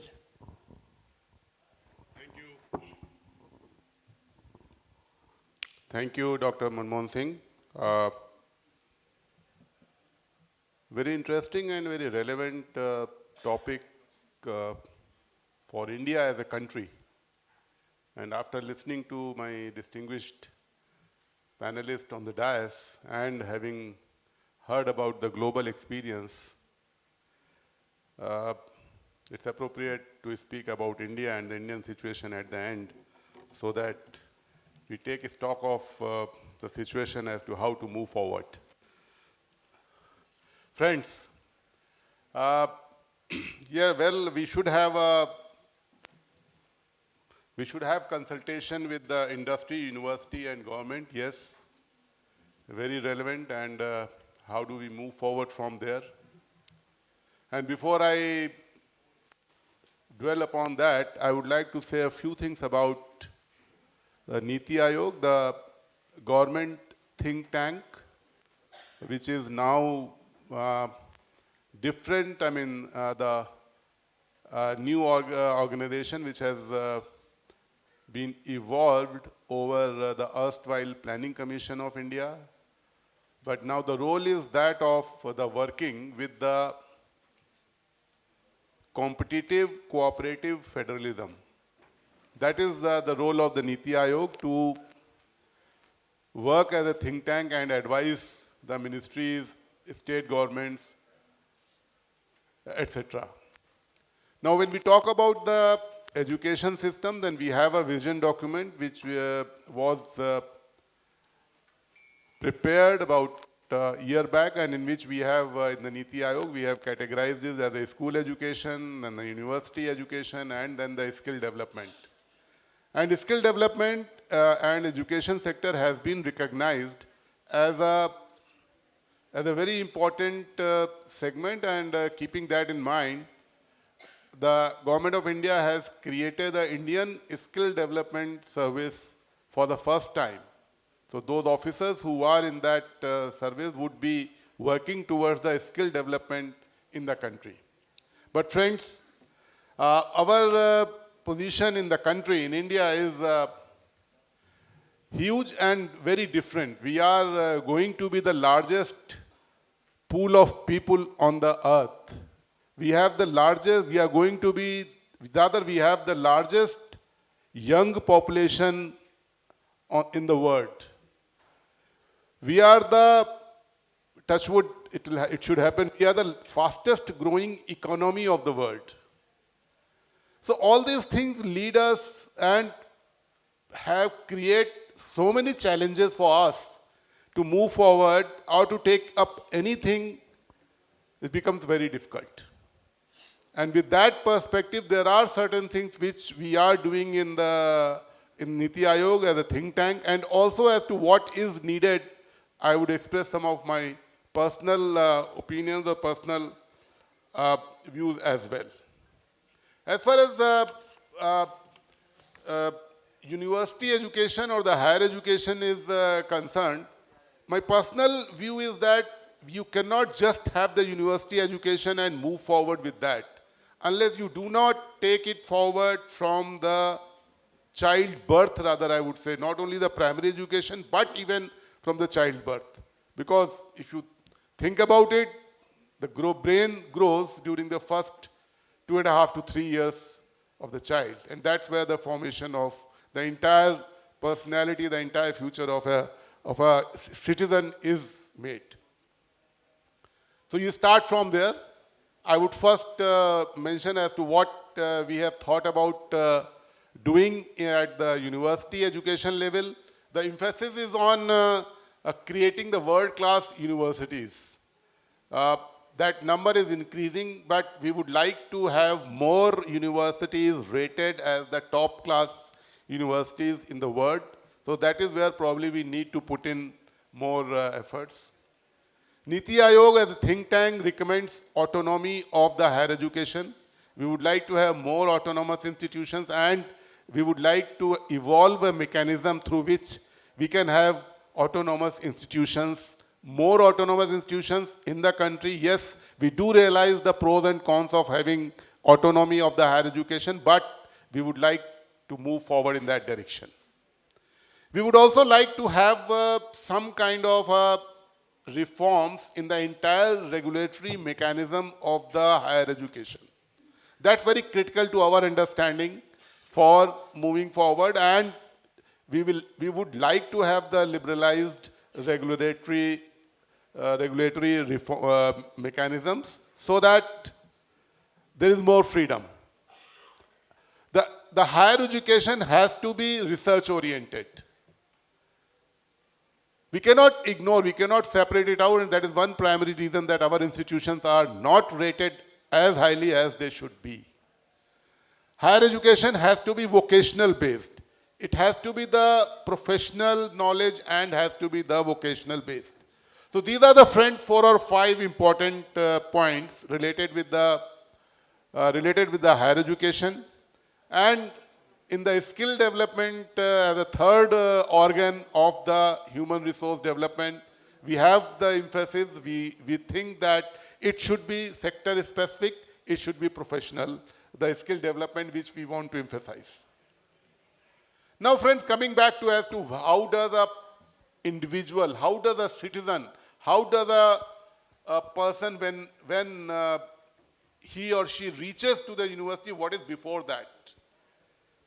That's very critical stage, and that is where probably the most challenging issues are there. Just about a week back, we had a research study being presented to us from 2 or 3 collaborating institutions, and including the Harvard University. The presentation is that the learning outcomes in India are going down with times. Now, a student of class 4 could read the books of class 2. Earlier, their proportion was, say, 70%. Now it has gone down to less than 50%. This is happening with time. Now, what has happened? We have tried to put a lot of emphasis on the gross enrollment ratio. We had the Saksharta Abhiyan, literacy mission and all these things, and we have put a lot of emphasis on the enrollment. We put a lot of emphasis on the teacher-student ratio.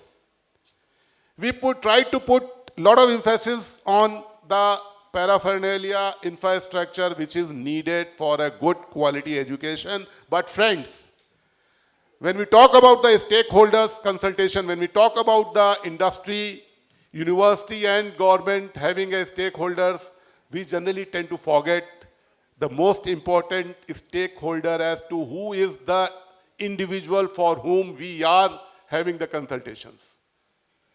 The stakeholder is the individual student, and there is no mechanism in India at least, and I am very sure that this is true about the developing economies as well.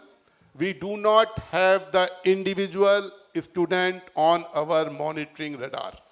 We don't put the student at the center stage. And unless we do not put the student at the center stage, it will be difficult. So friends, we put a lot of efforts in India to have the gross enrollment ratio high, number of teachers were increased, the hardware or the buildings were improved, but then it has not led to the improvement in the good quality education. And if the good quality education is not going to be there, then how do we reach to the university education and university standards? Another point which has emerged from the study which was presented to us about a week back also says that once you lose an opportunity, once you are not able to reach, you are through a class, and if you miss out the inputs or the outcomes which are required for that class, you can never pick it up in the later stages. This is a very important and eye-opening finding. For example, in class 8th, in class 7th or 6th, the kind of algebra, arithmetic, or the issue Hindi or language issues, which you had to pick up and you don't pick up, and you feel, or if we think that those issues or those learning outcomes can be attained in the later classes, then it is not possible to have it. So once a handicap is there, it remains as a handicap. So these are some of the really eye-opening findings and the mind-boggling facts which were put up to us. And in Niti Aayog as a think tank, we strongly intend to take it up. Now friends, what is needed? What the government, what the industry, or what we as a stakeholders should discuss and what we should arrive at. Friends, it is very essential that we have the public-private partnership in this sector, and particularly looking at the size and the scale which India has, in terms, not only in terms of the population, but also the size in terms of the overall problem. We cannot move forward only with the government intervention. The quality, the evaluation of the quality of education is being done by the private organization, whether it is the National Achievement Survey, NAS, which we call, that gives us the input about the education standards. We also do the annual status of education data, which is both these surveys, both these informations are prepared by the private or the non-profit organizations. And we take stock of our situation from these data and then arrive at the steps which need to be taken up. So friends, if we have to collaborate, we have to have the public-private partnership. We have to have meaningful discussions among the stakeholders, keeping the student or keeping the beneficiary at the center, and then only we can come out with the knowledge. We can come out with a consensus or consensual opinion, and also as to what innovations are needed. There are tremendous opportunities in this area, and I feel so for the entire Southeast Asian, South Asian countries. There's a lot of work which needs to be done along with the Indian subcontinent, which in itself is as big as any continent for that matter. A lot of work and a lot of work is needed. Thank you very much. Thanks a lot, Mr. Anil Srivastav. You have given an overview about the Niti Aayog's findings as well as the approach about education, especially higher education. And you have emphasized catch early. If you want to have good higher education, you should start a good primary education or even pre-primary education. Then only from the womb. Even prior to that, yes. Even prior, what is that? Yes, from the womb. Yeah, you are right, from the mama itself, as soon as the conception. It's a really very good learning. We all talk about, when we confront with the problem, and it has a much, much deeper root, and we cannot change the mindset all of a sudden, especially when you are grown up, you don't change.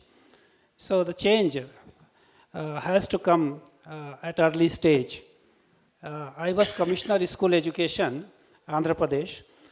Dr. Abdul Kalam used to come very frequently to Andhra Pradesh, and he used to straight go to schools. So somebody asked him, why do you go to schools? He said, if you have to change people, you have to change the children, so we can see the change after, say, 30 years, 40 years. You can't change the adults. This is how he used to tackle it. So what you said is really very, very correct, and we must think integration of education right from childhood up to the adulthood. So Niti Aayog is really thinking about it, and maybe you can give more policy guidelines to the entire country. Mostly primary education is a state subject, but I think higher education is in concurrent list, and Government of India can give directions. Morning when our Minister Education came here, he was talking of a regulatory mechanism. So the audience, somebody was saying, don't regulate too much, don't suffocate, give them freedom. So that is what you were saying, autonomy. So autonomy is very, very important in education sector. However, certain thing has to be controlled, like the fee structure. Such a high fee structure, if you are charging, a lot of people cannot enter into higher education.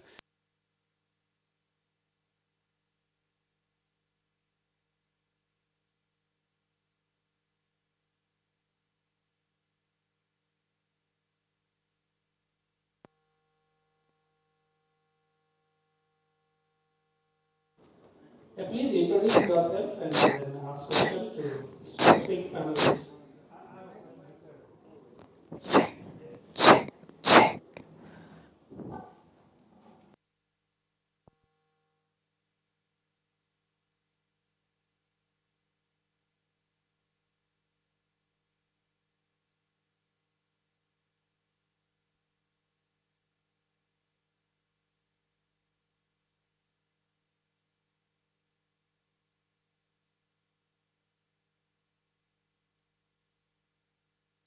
Now, I am a big promoter and I go to colleges and schools and talk about it. In the end, whole conversation comes around that even educators want the classrooms to be very engaging, everything's fine. But as long as the evaluation criteria remains the same, the way the degrees are awarded, the way passing marks are awarded, so they say, see, for my performance, more kids have to pass. And those marks become very important for this teacher to show performance within the school system, as well as show this kid's performance to the parents' expectation as well. And as long as we will keep struggling or fighting for those marks, teachers are very hesitant also to introduce new innovative concepts because it might result in kids not getting marks. So we are kind of getting into the factory environment where there is an evaluation criteria and we are moving everything around so the evaluation show positive results. Now when I hear administration, when we're talking about policy formation, etc., there is a lot of conversation around how the education system has to be changed. But until the evaluation system changes, the cause might not change until the desired effect changes. How much of emphasis is put on the evaluation system reforms? I mean, I fully agree and endorse what you are saying. The issue is that as far as primary education or the initial part of the education is concerned, we really have to change the attitudes. And we cannot separate the evaluation system with the education system. It has to be a comprehensive thing. But friends, I mean, particularly for you, I would say that we have to get out of our colonial mindset and think afresh. That is the only panacea for achieving something for the school education sector. Otherwise, it will not work in working piecemeals. Just having a few more buildings or having a computer-aided education or having more teachers in a school and likewise.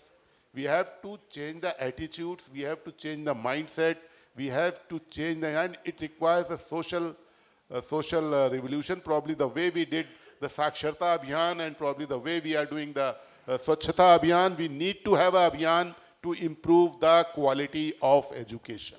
That's very much needed, and without that it will not work. So I agree with you what you are saying. You have to have a comprehensive improvement in the whole thing, and probably a new system is to be there. Sure. Thank you very much. I think, like you said, sir, I think evaluation criteria of students as well as performance management criteria for the educators both have to change. Yeah, you are right. Thank you very much. Next question from that side. Yeah, please.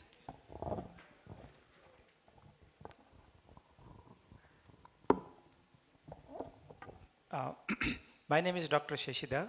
I'm an agricultural scientist, and also I've been teaching BSc AG, MSc AG, PhD all through my life.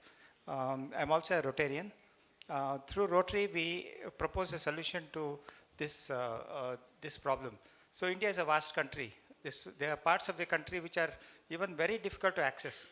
So we want to fulfill the dream of Abdul Kalam, who said, Pura, providing urban amenities in rural areas. So we are thinking of nano satellites, which are about 180 mm cube, which can be launched through the ISRO.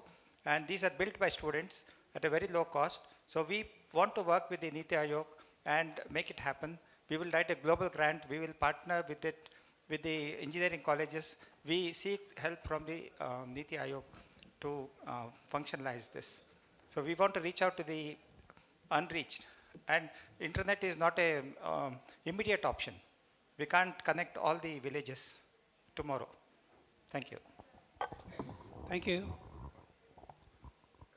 Anyone else? Otherwise, it's almost time to close it. So, finally, I would like to thank all the panelists for giving very, very good feedback and experiences. They have shared their experience of very long time working in this field, and all the suggestions the organizers they have noted down, and it will become part of the proceeding of the conclave, and it will be shared throughout the world because international conclave. So I thank once again to all the panelists as well as the audience. I now request the Chancellor and Chairman to take up further proceeding. We are closing it. Thank you very much. Ladies and gentlemen, a very important session and wonderful insights shared by the panelists. Right, Ms. Amita Prasad, she spoke about looking at agriculture for improving the country, as 60% of our population is rural. And also the panelists spoke about leveraging the digital resources such as YouTube and creating more debates, more dialogues, more conferences to empower the student. I think the student 4.0 would come out of that. And also they will talk about skill development and how the Silicon Valley was created. And also having more universities to be among the top universities in the world. I think that's a phenomenal thought, sir. I think, as you said, we should be creating more meaningful experiences and conversation. I think on that I would conclude. Ladies and gentlemen, I just want to mention one important fact, or just a coincidence rather. Right? Have you heard this thing? How many of you have attended school and then met your batchmates after a long, long time? How is the feeling? How is the feeling, your classmates, your batchmates? It's a fantastic feeling, right? There is a saying, actually. The sweetness of reunion is the joy of heaven, right? One such reunion is happening on the stage today. That is actually Dr. Manmohan Singh, Ms. Amita Prasad, and Sri Anil Srivastava, and Sri Bharatlal Meenaji. They are actually the batchmates of 1985 cadre of IAS. I think they all have contributed very well to the country, and some are still contributing, and all of them are still contributing, and I think they have a lot left to be given. We are really honored that they are all here.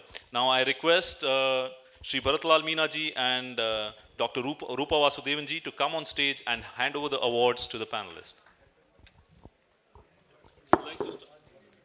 I would ask Sri Bharatlal Meenaji to hand over the award to Dr. Manmohan Singh ji. I would request Sri... I would request them to hand over the award to Ms. Amita Prasad ji.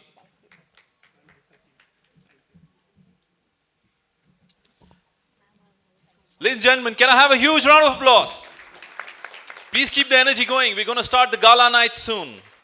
Right, the next award, I would ask the dignitaries to present it to Sri Anil Srivastava ji, the Principal Advisor to Niti Aayog. Ladies and gentlemen, usually we clap when there is an award presented. And it should be a little louder. Thank you.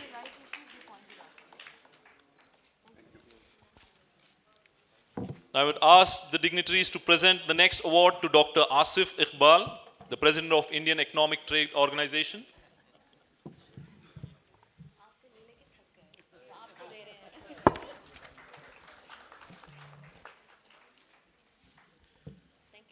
I would ask the dignitaries to present the next award to Ms. Stella Lim B. Chu, the co-founder and president of WWLC Malaysia. And also Dr. Ayla just mentioned that she has 30,000 plus followers and she is on the board of Miss Universe Malaysia. A round of applause, guys. Last but not the least, I would ask the dignitaries. So sorry, I need to take a little bit of time to thank you. Dr. Ayla, this is for you too. Come. Ibu Stella, without you, I'm not here. Both of you come. So Dr. Ayla is, Dr. Ayla is the founder of WWLC. You know, I asked because just now I'm too nervous and too excited. I forgot to thank you. I asked her why you choose me as the co-founder and president of WWLC in Malaysia. She said that because you have kind heart. You see, ladies and gentlemen, distinguished guests here, kind heart will make a change. Kind heart will make you different. Thank you so much.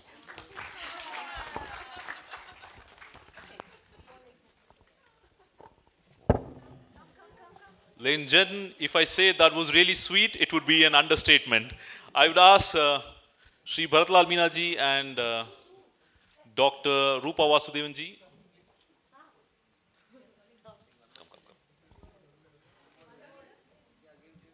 We have the next award to be presented to Ms. Datin Siti Rosma Jalina Abdul Rahman, the co-founder and trustee at World Women Leading Change. I think it calls for a photo finish. Dr. Ayla, you should join on the stage.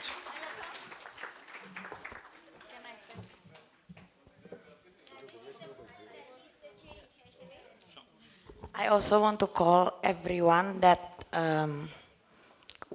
this World Women Leading Change will not happen if all of you will not join us too.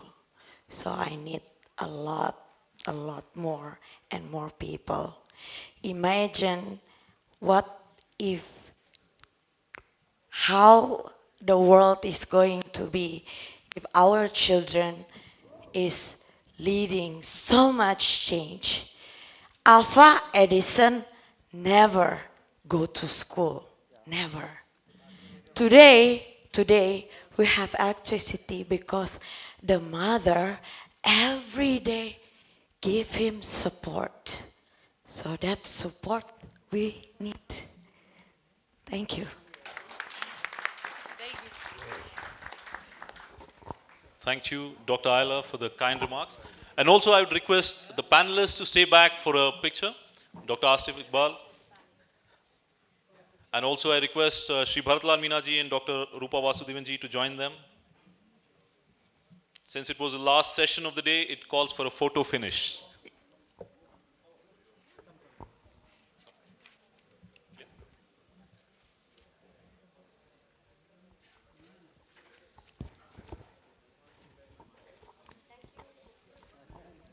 Thank you very much. Ladies and gentlemen, can I have a huge round of applause as we send the dignitaries off the stage? Thank you.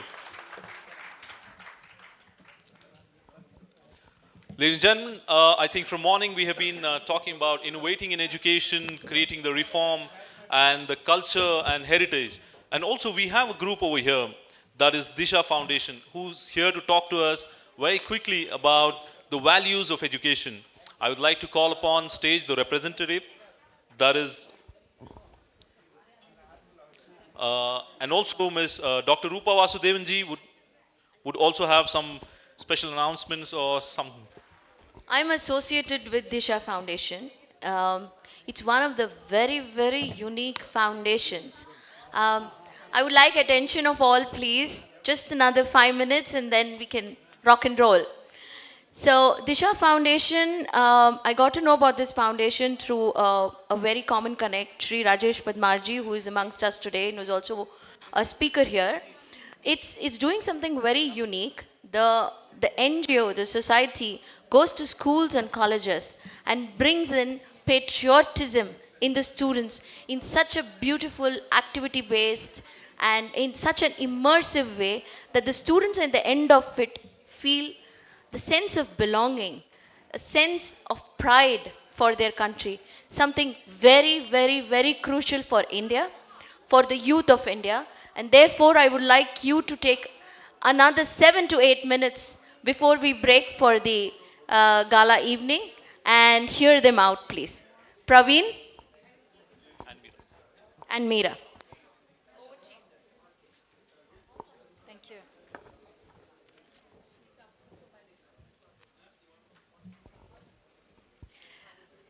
Good evening to all the dignitaries and delegates who are present here. It is my honor and privilege to speak in front of the august audience. And I promise we will not take much of your time. So I would like to start with a few questions. See, we have Forbes magazine releases the world's richest person every year. How many of us do we remember?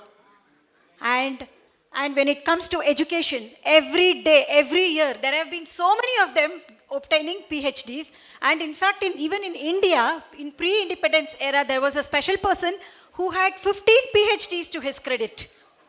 And in fact, there have been so many Miss Worlds and Miss Universe. And what about the most powerful people? Say, for example, the President of UN General Assembly. How many of them do we recall their names today? Undoubtedly, they were highly successful. They were at the peak of success and fame during their times. But today, how many of us can we recall? So which means it is not the money, it is not the power, it is not the fame or neither the education that matters. So there has to be an X factor which will make people celebrate us when we are alive and remember us after we are gone from this planet. So now what is that X factor that we are talking about? Values. It is the values at the end of the day that make people remember us even after we are gone. And that is why the 15 PhD holder, Dr. Baba Saheb Ambedkar, he is not remembered for his education, but for the contribution that he made towards our constitution. And today, how many times we took Mahatma Gandhi's name? Ladies and gentlemen, he did not hold any prestigious positions when he was alive, but still he is a world leader.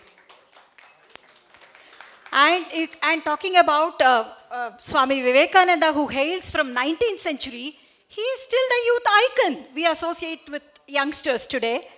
And why even recently Dr. APJ Abdul Kalam, he is considered as an embodiment of values and he is still celebrated. So that is what values can do to a person. And let's say, for example, there was a contest. It was announced to everybody that whoever reaches the terrace which is on the 10th floor and hoists the flag, national flag, would be declared the winner. Everybody rushed, one before the other in a chaotic manner, to reach the terrace, only to find out that the terrace door was locked. So this is exactly what we are doing in our life. We all work so hard, toil for success, but still, what happens is we forget to take the key to success, which is the values. Because without the values, success could be highly elusive. And even if we get success without values, it cannot be, it is short term, it cannot be everlasting. And that is the truth. So, when it comes to values, if we understand the value of values, which I don't think we all have any second thought, we cannot have any second thoughts to it. So I need not stand here and justify why we need value education, because I could be sounding rhetoric if I talk about the need for value education, if we understand the value of values.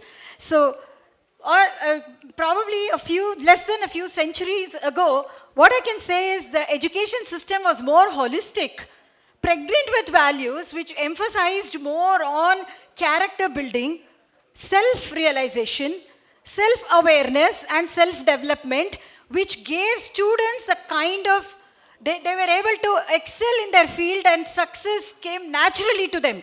They were excellent. But unfortunately, today's education system, it is more restrictive, it is more syllabus-based, and which is leading our children more in the survival mode. What we have done to the education system today is we have said education for employment. That is what we have reduced the education system. So when education used to be for love for learning, now today education has been reduced to education for employment. And the whole day we have been talking about innovation, skill-based. At the end of it, what is it that we are talking about? Employment. So where is the love for learning? So and we see that the education system currently, it is teaching the students what to learn. It is also teaching the students how to learn. But where we are failing is to ask the question, why? Why am I doing something? And that is when the self-awareness and self-introspection comes into picture. So the value is what is lacking, and that is when Disha comes into picture. So Disha was started in the year 2005 with the sole aim of giving value education to school and college students. So, and we have been conducting, and the journey was, my dear friends, the journey was it was not a smooth one. We started at the time when value education had not gained steam. So today we are conducting value education programs and workshops in many colleges, prestigious universities in the city, pan-India, even outside Karnataka and everywhere. And we are proud and delighted to say that we have touched more than 3 lakh students through all our workshops and through our workshops and training programs. So, and all our programs revolve around the 3 major C's: character, country, and culture. The 3 major C's that are important for all the human beings. So all our workshops revolve around know your country, know yourself, which is character, know your country, and know your culture, because we feel the inner blossoming of a person cannot be complete without the country values and cultural heritage of a country.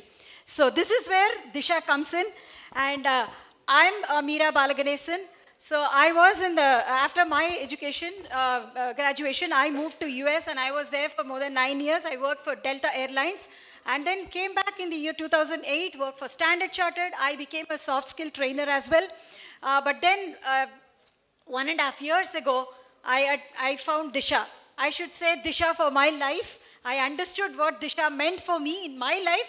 So I'm very happy today to at least work with them in some level of creating transformation in the students of today. So, and regarding our programs, I would like Shri Pradeep Nataraj to take over. Shri Pradeep Nataraj as well, after his engineering, he was working for many multinational companies like Honeywell and Oracle.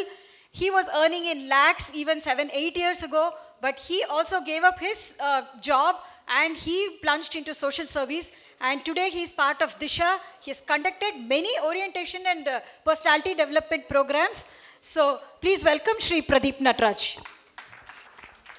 Shri Gurubhyo Namaha. Namaskara. I want to hear the voice, loud noise of Namaskar from all of you, because I can see young, energetic and dynamic youth in front of me. Can I hear a louder voice? Namaskara. Fantastic. Okay. So just now Meera ma'am told we are working with value education. It is not just what we give is important. It is how we give values is most important. That's why we always believe how we give values matters the most, because it is not through lectures. Now today's youth or the students, they don't like lectures. So that's why how we have designed our modules are more of experiential based, more of activity based. We always believe fun plus learning is what is more important when we are giving this value education. And second thing is, it should be motivating, because after the workshop, they have to be motivated and they have to contribute something back to the society. That is what we always believe. And the next more important highlight of Disha, or what we do is, we focus on 3H. It is not just head to think is important. They have to think, students. The first most important thing is heart to feel. Students should feel, they should feel for the society, they should do something back to the society. That's why heart to feel is most important. And second comes is a head to think. And the last most important is hands to serve. So once they have 3H, which is developed, then there will be a holistic development and they can transform nation. Because we always believe youths are not useless. Youths are useless. If we give them the proper direction, they can do wonders. That's what we always believe. That is what is our uniqueness. And the different programs, just to highlight, we conduct personality development program for college students, school students, and starting from rural places to private universities, we have done programs for all age groups. And also we conduct faculty development programs called Prerana. Because one of the top colleges, the principal told, our college lecturers come here for only 2 things. One is bill and second is bell. After the month, they want bill. and after the college hours over, they go, that is bell. So that's why we thought Prerna, they should be motivated, and we motivate teachers. Till now we have motivated more than 10,000 faculty members, and they've been the change agents to the society, and they've been fantastic. That is our faculty development program. And we also deal with parent orientation program. That is very important. When we tell culture, which is missing in parents, we also sensitize parents on the importance of values. We conduct teacher orientation programs, parent orientation programs, and also we conduct certification courses and all different kinds of programs. We have add-on courses, certification courses, and the impact of Disha on students is overwhelming.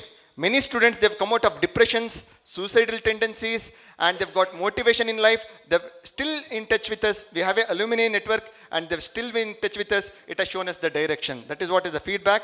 And the presentation of Disha has been conducted as a survey, and it has presented in MIT USA 4 years back. And the survey showed that the impact of Disha on students was long lasting. It is not just for one day, it was life transformation. That was one more impact. So I just want to conclude. So this Disha, let us all join. Now we are all in this VUCA world. VUCA is vulnerability, U is uncertainty, C is complexity, A is ambiguous.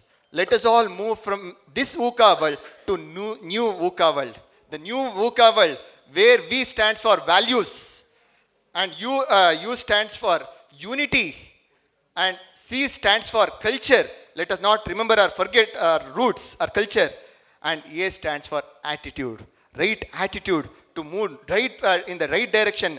If we move in that direction, the best university which is doing this workshop, we will have a best. That is, the acronym of BEST is, B is for best, E is for education system, S is for societal, and self, T is transformation. We will see this. Let us all join hands together to make this a value education a movement. Thank you, everyone. And I also thank Rupa ma'am for giving us this wonderful opportunity in front of you. Thank you, ma'am. Thank you very much, Pradeep and Meera from Disha Foundation for enlightening us about values of education. Ladies and gentlemen, without wasting any time, I would request Shri K.N. Ramesh, the Commissioner of Tourism, to join us on the stage for the special address. I would request Dr. Allur to hand over the flowers to Shri K.N. Ramesh ji.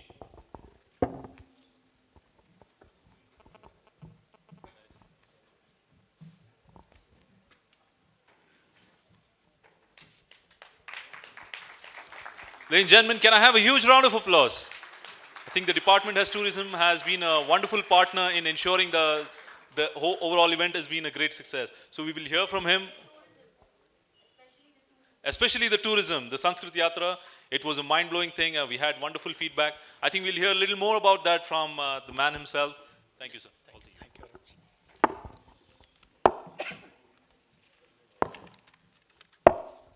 Thank you very much. Just now I heard few things about the education, quality of education, etc. So I want to add few points on that, then I'll come back to the tourism. Basically, in the today's education system, what is lacking? What is education? And just to go forward, then I'll come back. Attitude, skill, and knowledge. These are the three things I think in any education it has to be there. If it is not there, education is not complete. This is number one. Number two is value education. Already lot of things has been spoken about it. Then the quality education. So now the days are the professionalism in education is what is expected. Finally, when the people come out, students come out to the society, what is the capability to contribute for the development of the country, for the development of economy, and for whatever sector. With this background, I'll just want to talk a few words about my department. First of all, I'm very happy to be present here. The Bharatiya Engineering, Science and Technology Innovation University, under the World Forum for Education, has organized this wonderful event. Basically, to connect people with our culture, heritage, and communication. My special thanks to our respected Bharat Meena sir and Rupa madam.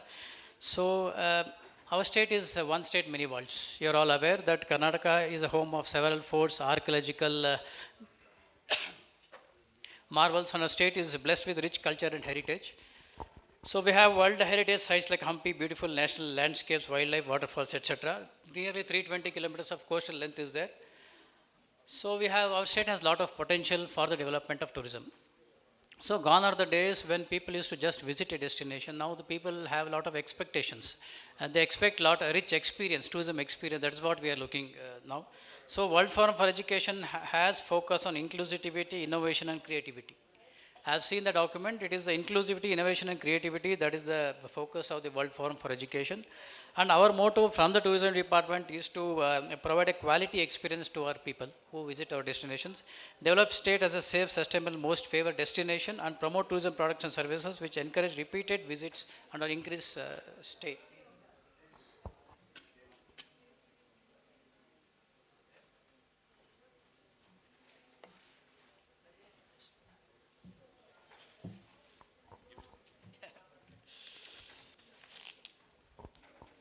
So the aim of the department is to take the state to a top 2 destinations in the state and among the top 50 in the world.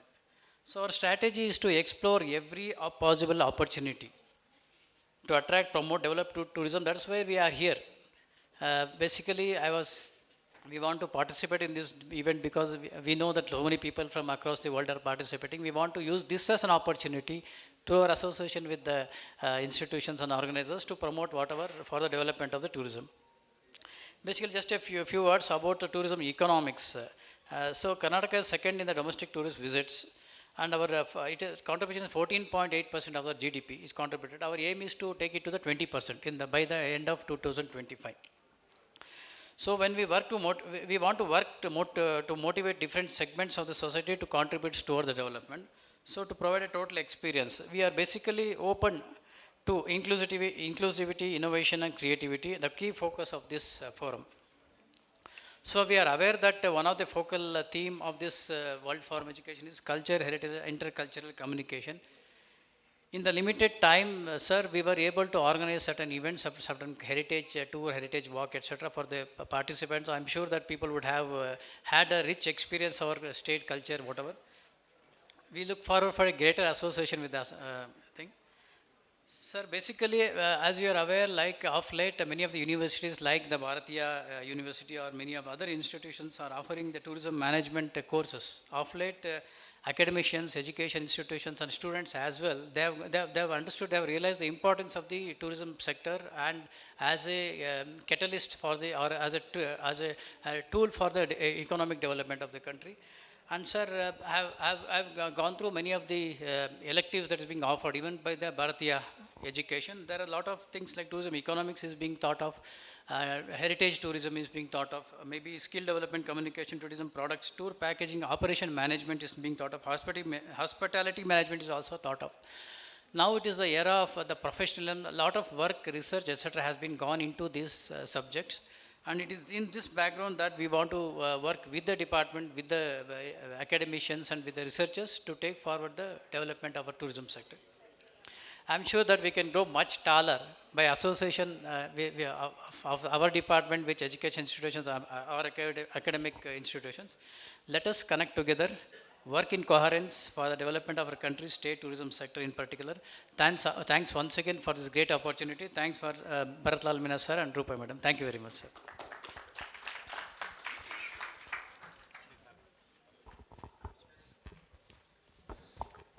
Thank you very much, Shri K. and Ramesh ji. Those were really wonderful words. I think your support has been phenomenal. I would like to call upon stage Shri Bharatlal Meena ji and Dr. Rupa Vasudevan ji to present the award of appreciation to Shri K. and Ramesh, the Commissioner of Tourism, for all the support and the time they have provided us today. Ladies and gentlemen, whenever there is an award handed over, we usually clap, and it will be a roof-shattering round of applause. Can I have a loud, even more louder? Thank you, really appreciate that. Thank you, sir. Thank you so much for all the support that you extended to our delegation. They are very happy. They love the tours. Thank you very much. Ladies and gentlemen, we'll have few announcements from Dr. Rupa Vasudevan ji. I would like to call her upon the dais for the same. Namaskar and very good evening. I hope you had a very fruitful, insightful day today. We have come a full circle, I would say half circle. We started with Innovation Showcase, where we had some remarkable presentations by scientists and industry. Then we had our education reform session, where we had a lot of insightful discussion on reforms in education, policy decisions. Then moving on, we had heritage, culture, and global engagements of heritage and culture. After which we had two very good parallel sessions which were extremely interactive. And last but not the least, the university, industry, and government collaborations and the way forward. I hope all of you enjoyed the sessions. There's one small thing that I would like to announce right now. The Tunisian delegates had come up to me and they said that they're going to utilize the forum tomorrow for engaging and signing a collaboration MOU with IETO. Dr. Asif Iqbal, president of IETO, is here, Indian Economic Trade Organization.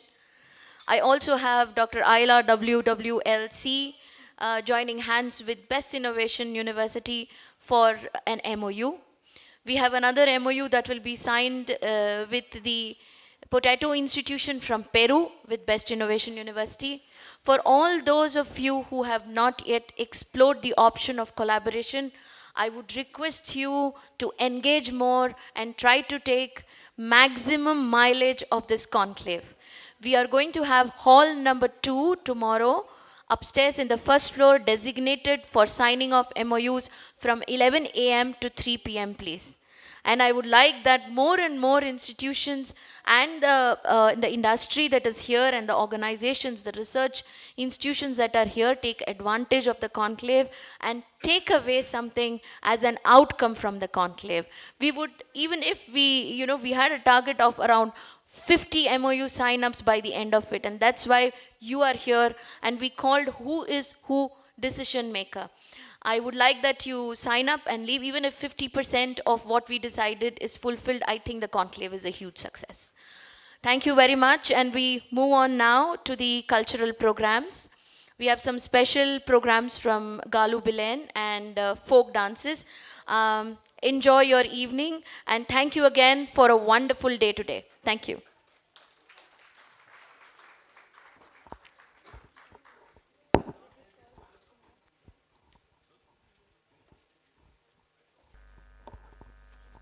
Thank you very much, Dr. Rupa Vasudevan-ji, for the wonderful address. It's great to know that there are so many MOUs which are going to be signed, and it is fantastic. It calls for the success of the event. It wouldn't have been possible without the delegates who are all over here in this room. Can I have a huge round of applause for yourself? And also there's one important observation from me. I notice everyone, when they come for the conference, they're usually best dressed, they are well looking. Apart from what you're wearing today, I feel the smile is the prettiest thing you're all wearing today. It's wonderful to see you all smile. It was wonderful to see you all enjoy. Ladies and gentlemen, now we will have the gala evening started. I'm so sorry, but I have to be energetic. This is my time. This is the entertainment time. I would like to call upon Galu Bilen. She is a Balinese singer and performer from Indonesia. The AV team, I think, is ready with the music. Right? Ladies and gentlemen, are you excited? No, I didn't hear it. I didn't hear it. Are you ready? Thank you.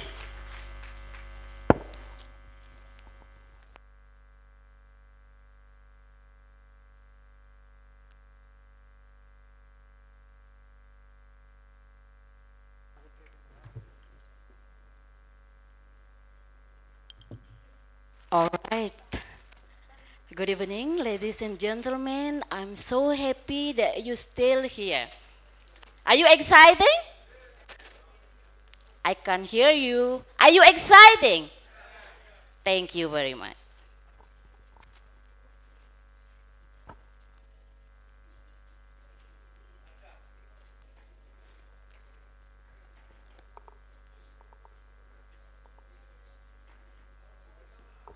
Sakit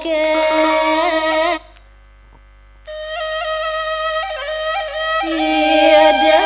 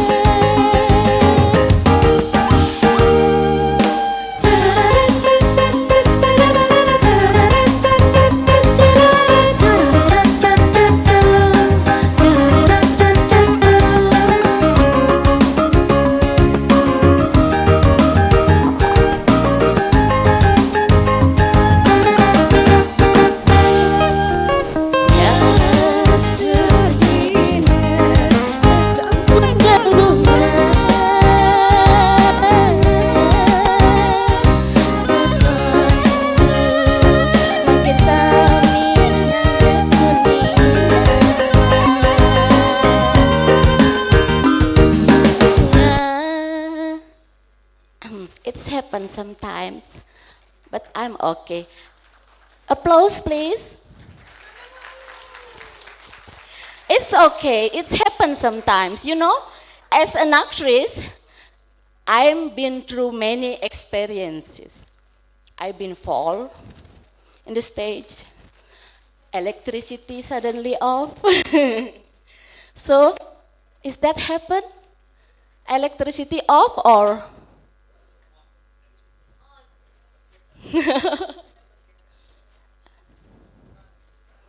What's happened?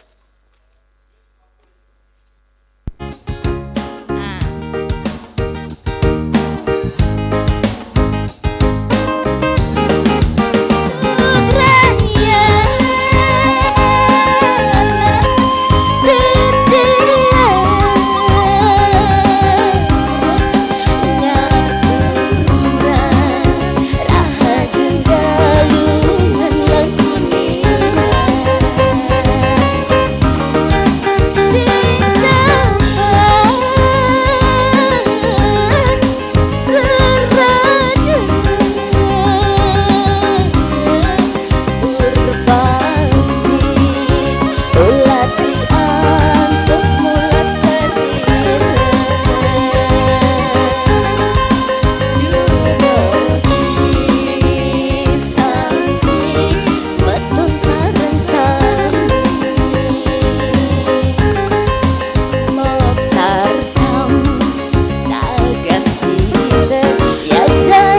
tidak.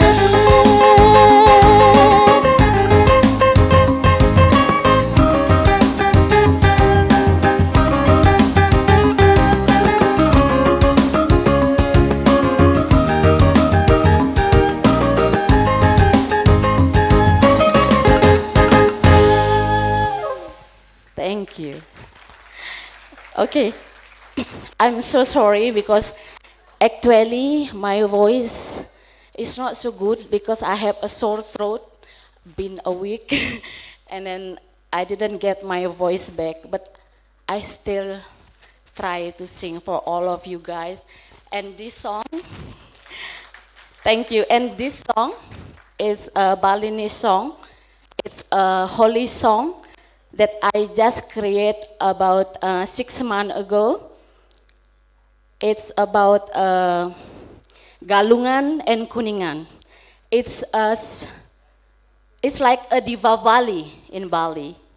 So with this like Diwali, we will reach Moksartham Jagathita Yacha Iti Dharma. So thank you very much.